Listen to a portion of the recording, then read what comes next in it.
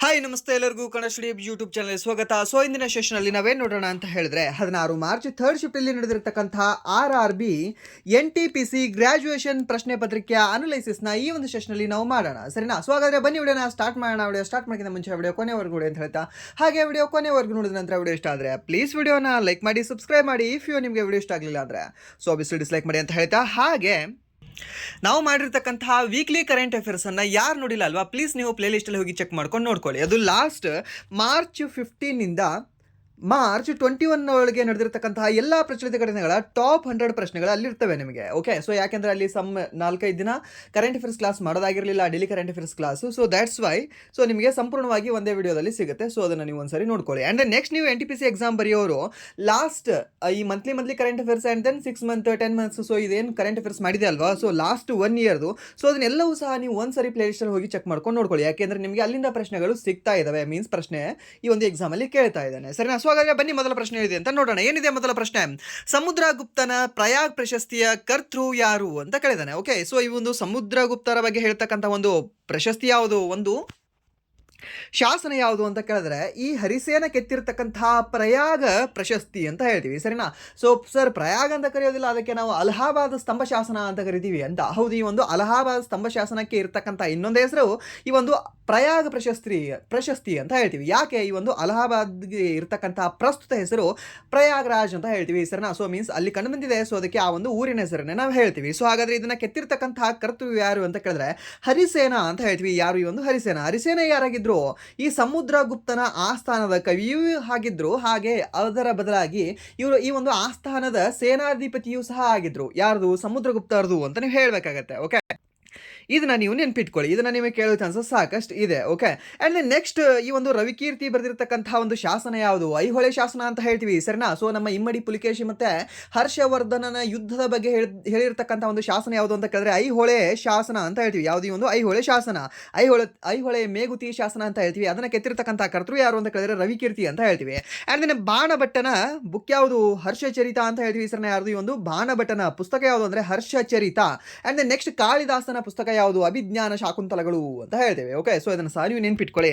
And then next okay ಇಲ್ಲಿದೆ ನೋಡಿ, ಅದೇ ಇನ್ಫಾರ್ಮೇಷನ್ ಇದೆ. ಆ್ಯಂಡ್ ದೆನ್ ನೆಕ್ಸ್ಟ್ ಇದ್ರ ಬಗ್ಗೆ ಇರತಕ್ಕಂತಹ ಸಮ್ ಎಡಿಷನಲ್ ಇನ್ಫಾರ್ಮೇಷನ್ ಏನು ಅಂತಂದ್ರೆ ಇದು ಸಂಸ್ಕೃತ ಭಾಷೆಯಲ್ಲಿದೆ. ಯಾವುದು? ಈ ಒಂದು ಅಲಹಾಬಾದ್ ಸ್ತಂಭಶಾಸನ ಅಥವಾ ಈ ಒಂದು ಪ್ರಯಾಗ ಪ್ರಶಸ್ತಿ ಅಂತ ಹೇಳ್ತೀವಿ. ಆ್ಯಂಡ್ ದೆನ್ ಇದು ಯಾವ ಶೈಲಿಯಲ್ಲಿದೆ ಅಂತ ಕೇಳಿದ್ರೆ ಚಂಪೂ ಕಾವ್ಯ ಶೈಲಿಯಲ್ಲಿದೆ. ಮೀನ್ಸ್ ಇದರಲ್ಲಿ ಗದ್ಯ ಹಾಗೂ ಪದ್ಯ ಎರಡೂ ಸಹ ಮಿಶ್ರಣದಲ್ಲಿ ಇದನ್ನು ರಚಿಸಲಾಗಿದೆ.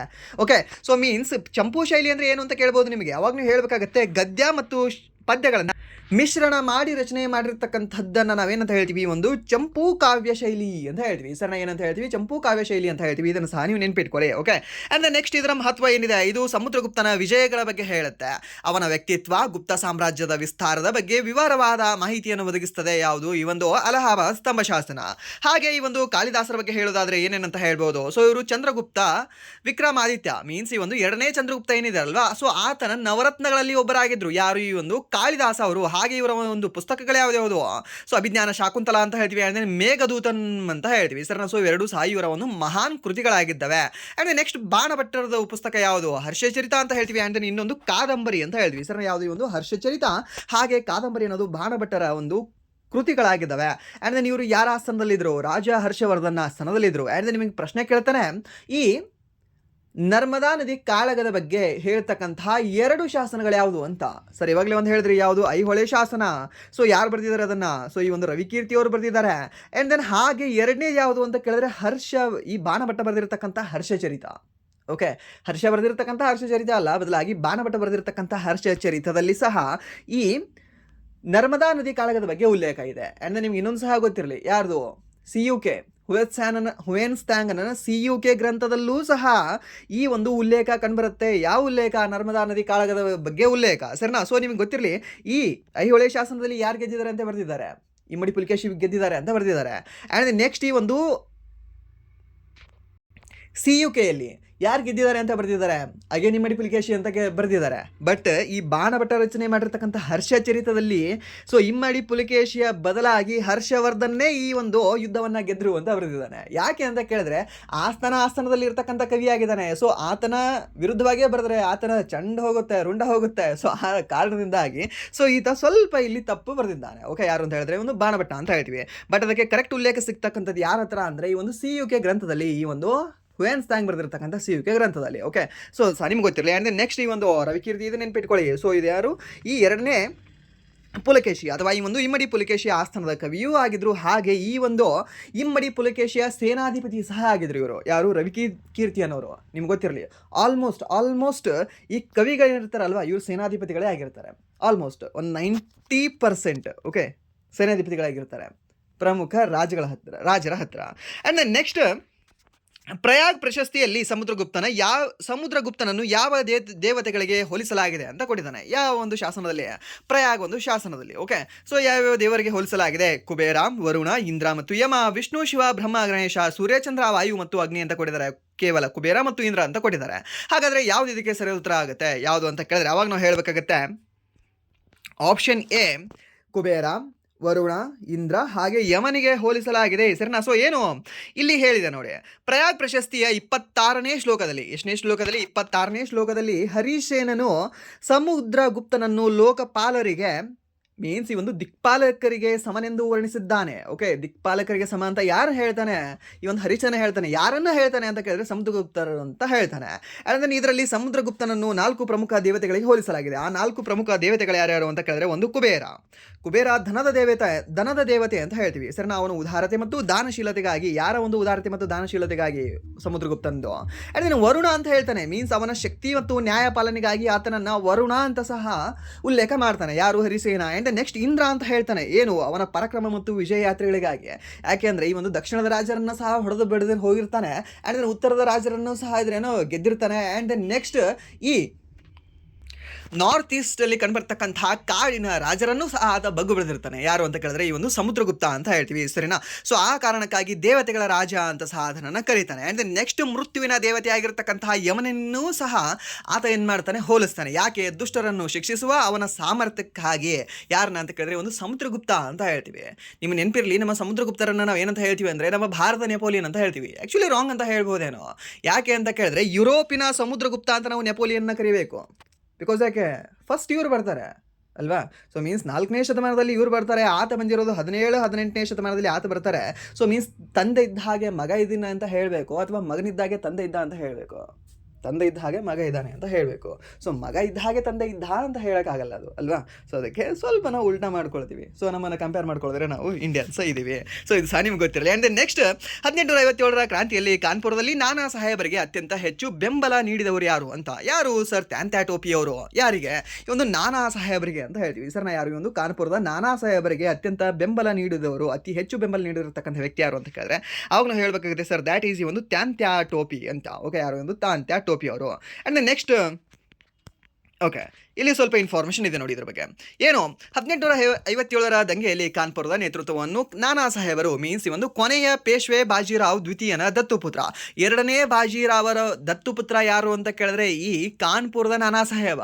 ನೆನ್ಪಿಟ್ಕೊಳ್ಳಿ, ಕನ್ಫ್ಯೂಷನ್ ಆಗಬೇಡಿ. 2ನೇ ಪೇಶ್ವೆ 2ನೇ ಬಾಜಿರಾವ, ಮೊದಲನೇ ಬಾಜಿರಾವ್ ಅವರು ಹೇಗೆ ಅಂತಂದರೆ ಹಿಂದೂ ಪಾದಶಾಹಿ ಆ ನೀತಿಯನ್ನು ತೆಗೆದಿರಲ್ವಾ? ಸೊ ಅವ್ರು ಡೇಂಜರ್ ಅವರಲ್ಲ. ಸೊ ಬದಲಾಗಿ 2ನೇ ಬಾಜಿರಾವ್ ಅಂತ ಹೇಳ್ತೀವಿ. ಸರ್ ನಾವು ಒಂದು 2ನೇ ಬಾಜಿರಾವನ ಪುತ್ರ ಯಾರು ಅಂತ ಕೇಳಿದ್ರೆ, ಅಥವಾ ದತ್ತುಪುತ್ರ ಯಾರು ಅಂತ ಕೇಳಿದ್ರೆ ನಾನಾ ಸಾಹೇಬ್ ಅಂತ ಹೇಳ್ತೇವೆ. ಸೊ ಇದನ್ನು ಕೇಳಿದ್ದಾನೆ. ಆ್ಯಂಡ್ ನೆಕ್ಸ್ಟ್ ಇವರಿಗೆ ಸಹಾಯ ಮಾಡಿರ್ತಕ್ಕಂಥ ವ್ಯಕ್ತಿ ಯಾರು ಅಂತ ಕೇಳಿದ್ರೆ ತಾತ್ಯಾ ಟೋಪಿ ಅಂತ ಹೇಳ್ತೀವಿ. ಆ್ಯಂಡ್ ದೆನ್ ತಾತ್ಯಾ ಟೋಪಿ ಅವರು ಈ ನಾನಾ ಸಾಹೇಬ ನೇಪಾಳಕ್ಕೆ ಓಡಿ ಹೋದಾಗ ನೆಕ್ಸ್ಟ್ ಝಾನ್ಸಿ ರಾಣಿ ಲಕ್ಷ್ಮೀಬಾಯಿ ಅವರಿಗೆ ಸಹ ಇವರು ಸೇನಾಧಿಪತಿಯಾಗಿ ಅವರಿಗೆ ಸಹಾಯ ಮಾಡೋಕ್ಕೆ ಇವರು ಹೋಗ್ತಾರೆ. ಎಲ್ಲಿಗೆ? ಝಾನ್ಸಿಗೆ. ಎಲ್ಲಿಂದ? ಕಾನ್ಪುರದಿಂದ. ಓಕೆ, ಇವೆರಡು ಸಹ ನಿಮ್ಗೆ ಗೊತ್ತಿರಲಿ. ಆ್ಯಂಡ್ ದೆನ್ ನೆಕ್ಸ್ಟ್ ಈ ಒಂದು ಕಾನ್ಪುರ ಪತನದ ನಂತರ ಗ್ವಾಲಿಯರ್ನಲ್ಲಿ ಸೇನೆಯನ್ನು ಒಗ್ಗೂಡಿಸುವಲ್ಲಿ ಅವರು ಪ್ರಮುಖ ಪಾತ್ರವನ್ನು ವಹಿಸಿದರು. ಆ್ಯಂಡ್ ದೆನ್ ಝಾನ್ಸಿಯಲ್ಲಿ ಸಹ ಅವರಿಗೆ ಸಹಾಯನ ಮಾಡಿದ್ದಾರೆ. ಯಾರಿಗೆ? ಒಂದು ಝಾನ್ಸಿ ರಾಣಿ ಲಕ್ಷ್ಮೀಬಾಯಿ ಅವರಿಗೆ. ಆ್ಯಂಡ್ ನೆಕ್ಸ್ಟ್ ಒಂದು ಕುಂವರ್ ಸಿಂಗ್ ಅವರು. ಓಕೆ, ಒಂದು ಕುನ್ವರ್ ಸಿಂಗ್ ಅಂತ ಹೇಳ್ತೀವಿ, ಇಲ್ಲ ಅಂದರೆ ಒಂದು ಕುಂವರ್ ಸಿಂಗ್ ಅಂತ ಹೇಳ್ತೀವಿ. ಸೊ ಇವರು ಬಿಹಾರದ ಜಗದೀಶ್ಪುರದಿಂದ ದಂಗೆಯ ನೇತೃತ್ವವನ್ನು ವಹಿಸಿದ್ರು. ಎಲ್ಲಿಂದ? ಈ ಒಂದು ಬಿಹಾರದ ಜಗದೀಶ್ಪುರ ಅಂತ ಹೇಳ್ತೀವಿ. ಓಕೆ, ಸೊ ಆ್ಯಂಡ್ ದೆನ್ ಇವರು ತಮ್ಮ ಗೆರಿಲ್ಲಾ ಯುದ್ಧ ತಂತ್ರಕ್ಕೆ ಹೆಸರುವಾಸಿಯಾಗಿದ್ರು. ಆ್ಯಂಡ್ ದೆನ್ ನಿಮ್ಗೆ ಇನ್ನೊಂದು ಸಹ ಗೊತ್ತಿರಲಿ, ಕುನ್ವರ್ ಸಿಂಗ್ ಅವರು ಸಹ ಸೋಲಿಲ್ಲ 1857ರ ದಂಗೆಯಲ್ಲಿ. ಯಾವ ವ್ಯಕ್ತಿ 1857ರ ದಂಗೆಯಲ್ಲಿ ಬ್ರಿಟಿಷರಿಗೆ ಅದರಿಂದ ಸೋಲಲ್ಪಡಲಿಲ್ಲ ಹಾಗೆ, ಬಟ್ ಅವರ ಒಂದು ಕಾರಣಾಂತರಗಳಿಂದ, ವೈಯಕ್ತಿಕ ಕಾರಣಾಂತರಗಳಿಂದ, ಅವರ ಒಂದು ಹೆಲ್ತ್ ಇಶ್ಯೂಗಳಿಂದ ಅವರು ಡೆತ್ ಆಗ್ತಾರೆ ಅಂತ ಹೇಳಿದ್ರೆ ದಟ್ ಈಸ್ ಕುನ್ವರ್ ಸಿಂಗ್ ಅವರು. ಓಕೆ, ಸೊ ಬಾಹುಬಲಿ ಅಂತ ಹೇಳ್ಬೋದು ಇವರನ್ನ. ಸೊ ಆ ಲೆವೆಲಲ್ಲಿ ಬ್ರಿಟಿಷರನ್ನ ಅಟ್ಟಾಡಿಸೋದವ್ರು ಯಾರು ಅಂತ ಕೇಳಿದ್ರೆ ಕುನ್ವರ್ ಸಿಂಗ್ ಅವರು. ಓಕೆ, ಬಟ್ ಇವರು ಸೋತಿಲ್ಲ, ಬ್ರಿಟಿಷರ ಕಡೆಯಿಂದ ಇವರು ಸೋತಿಲ್ಲ. ಬಟ್ ಕೆಲವೊಂದು ಪುಸ್ತಕಗಳಲ್ಲಿ ಉಲ್ಲೇಖ ರಾಂಗ್ ಮಾಡಿದ್ದಾರೆ, ಬಟ್ ಪ್ರಮುಖ ಪುಸ್ತಕಗಳಲ್ಲಿ ನಿಮ್ಮ ಇವ್ರ ಬಗ್ಗೆ ನಿಖರವಾದ ಮಾಹಿತಿ ಇದೆ ಅಂತ ಇವರು ಸೋತಿಲ್ಲ ಅನ್ನುವ ಸಹ ಹಿಸ್ಟ್ರಿ ಸಹ ಕಂಡುಬರುತ್ತೆ. Okay, and next Mangal Pandey ಇವರು ಎಲ್ಲಿಂದ ದಂಗೆ ಎದ್ದಿದ್ರು? ಸೊ ಇವರು ಈ ಬ್ಯಾರಕ್ಪುರದಲ್ಲಿ ದಂಗೆ ಎದ್ದಿದ್ರು. ಆ್ಯಂಡ್ ದೆನ್ ನಿಮ್ಗೆ ಗೊತ್ತಿರಲಿ, ಇವರು ದಂಗೆ ಎದ್ದಿರ್ತಕ್ಕಂಥ ದಿನಾಂಕ ಯಾವುದು ಅಂದರೆ 29 ಮಾರ್ಚ್ 1857 ಅಂತ ಹೇಳ್ತೀವಿ. ಆ್ಯಂಡ್ ದೆನ್ ಇವ್ರನ್ನ ನೆನ್ಪಿಟ್ಕೊಳ್ಳಿ, ಇವ್ರನ್ನ ಗಲ್ಲಿಗೆ ಹಾಕಿರೋದು ಏಪ್ರಿಲಲ್ಲಿ. ಓಕೆ, ಏಪ್ರಿಲ್ 1857 ಇವರಿಗೆ ಗಲ್ಲಿಗೆ ಹಾಕ್ತಾರೆ. ಓಕೆ, ಇದು ಸಹ ನಿಮ್ಗೆ ಗೊತ್ತಿರಲಿ. ಆ್ಯಂಡ್ ನೆಕ್ಸ್ಟ್ ಬೇಗಂ ಹಜರತ್ ಮಹಲ್ ಅವರು. ಸೊ ಇವರು ದಂಗೆ ಎದ್ದಿದ್ದೆಲ್ಲಿ ಅಂತ ಕೇಳಿದ್ರೆ ಈ ಒಂದು ಲಕ್ನೋದಲ್ಲಿ ಅಂತ ಹೇಳ್ತೀವಿ. ಯಾಕೆ ಅಂತಂದರೆ ಇವರ ಒಂದು ಪುತ್ರನಾಗಿರ್ತಕ್ಕಂತಹ ಬಿಜ್ರೇಸ್ ಖಾದಿರ್ನನ್ನು ನವಾಬ ಅಂತ ಅವರು ಒಪ್ಕೊಳ್ತಿರ್ಲಿಲ್ಲ. ಯಾಕೆ ಅಂತಂದರೆ ಸೊ ಇವ್ರದ್ದು ಸ್ವಲ್ಪ ಆಡಳಿತ ಮಾಡೋಕ್ಕೆ ಅನರ್ಹರಾಗಿದ್ದಾರೆ ಅಂತ ಇವ್ರ ಗಂಡನನ್ನು ಸಹ ತೆಗಿತಾರೆ. ಆ್ಯಂಡ್ ದೆನ್ ಇವರ ಮಗನನ್ನು ಸಹ ಅವರು ಒಪ್ಕೊಳ್ಳುತ್ತಿಲ್ಲ. ಸೊ ಆ ಕಾರಣಕ್ಕಾಗಿ ಒಂದು ಬೇಗಂ ಹಜರತ್ ಮಹಲ್ ಅವರು ಏನಿದಾರಲ್ವ ದಂಗೆಯನ್ನು ನೇತೃತ್ವ ವಹಿಸ್ಕೊಳ್ತಾರೆ. ಎಲ್ಲಿ ಅಂದರೆ ಒಂದು ಲಕ್ನೋದಲ್ಲಿ. ಇದನ್ನು ಸಹ ನಿಮ್ಗೆ ಗೊತ್ತಿರಲಿ. ಆ್ಯಂಡ್ ದೆನ್ ಇನ್ನೊಂದು ಸ್ಲೋಗನ್ ಬರುತ್ತೆ ಒಂದು, ಯಾ ಅಲಿ ಜೈ ಬಜರಂಗ್ ಬಲಿ ಅಂತ ಕೇಳಿರ್ತೀರ ಅಂದ್ಕೊಳ್ತೀನಿ. ಓಕೆ, ನಮ್ಮ ಕರ್ನಾಟಕದಲ್ಲಿ ನೀವು ಕೇಳೋರು ಸ್ವಲ್ಪ ಚಾನ್ಸಸ್ ಕಡಿಮೆ. ಸೊ ಇಲ್ಲಿ ಮಹಾರಾಷ್ಟ್ರದಲ್ಲಿ ಹೋದರೆ, ಆ್ಯಂಡ್ ದೆನ್ ಮಧ್ಯಪ್ರದೇಶದಲ್ಲಿ, ಉತ್ತರ ಪ್ರದೇಶದಲ್ಲಿ, ಸೊ ಇನ್ನು ನಮ್ಮ ನಾರ್ತ್ ಕಡೆ ಎಲ್ಲ ಹೋದರೆ ಸೊ ಒಂದು ಸ್ಲೋಗನ್ ಬರುತ್ತೆ, ಆಲ್ಮೋಸ್ಟ್ ಎಲ್ಲ ಕಡೆ ಸಹ ಯೂಸ್ ಮಾಡ್ತಾರೆ, ಯಾ ಅಲಿ ಜೈ ಬಜರಂಗ್ ಬಲಿ ಅಂತ. ಓಕೆ, ಸೊ ನಿಮ್ಗೆ ಗೊತ್ತಿರಲಿ, ಯಾ ಅಲಿ ಅನ್ನೋದು ಮುಸ್ಲಿಮರು ಘೋಷಣೆ ಮಾಡಿರ್ತಕ್ಕಂಥ ಒಂದು ಉದ್ಘೋಷ. ಆ್ಯಂಡ್ ದೆನ್ ಜೈ ಬಜರಂಗ್ ಬಲಿ ಅನ್ನೋದು ಹಿಂದೂಗಳು ಉದ್ಘೋಷ ಮಾಡಿರ್ತಕ್ಕಂಥ ಒಂದು ಘೋಷಣೆ ಅಂತ ಹೇಳ್ತೀವಿ. ಎಲ್ಲಿ ಈ ಒಂದು ಬಿಜ್ರೇಸ್ ಖಾದಿರ್ನನ್ನು ರಕ್ಷಿಸಲಿದೆ ಆ್ಯಕ್ಚುಲಿ.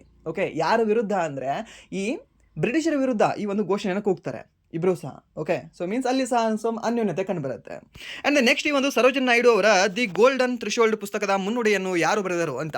ಸೊ ಈಗ ಸಹ ನೀವು ಪುಸ್ತಕವನ್ನು ತಗೊಂಡು ಓದ್ತಾ ಇರ್ತೀರಾ. ಸೊ ಅಲ್ಲಿ ಸಹ ಮುನ್ನುಡಿಯನ್ನು ಬರೆದಿರ್ತಾರೆ. ಆ ಮುನ್ನುಡಿಯನ್ನು ಸಹ ನೀವು ನೋಡಿರ್ತೀರಾ. ಮೀನ್ಸ್ ಪುಸ್ತಕದ ಆಥರ ಮುನ್ನುಡಿಯನ್ನು ಬರೆದಿರಲ್ಲ, ಬೇರೆ ಯಾರೋ ಬರೆದಿರ್ತಾರೆ. ಓಕೆ, ಈ ಪುಸ್ತಕ ಹೀಗಿದೆ ಹಾಗಿದೆ ವಿಮರ್ಶೆನ ಬರೆದಿರ್ತಾರೆ. ಸೊ ಮೀನ್ಸ್ ಆ ರೀತಿ ಒಂದು ದಿ ಗೋಲ್ಡನ್ ಥ್ರೆಶೋಲ್ಡ್ ಎನ್ನುವ ಪುಸ್ತಕ ಬರೆದವರು ಯಾರು?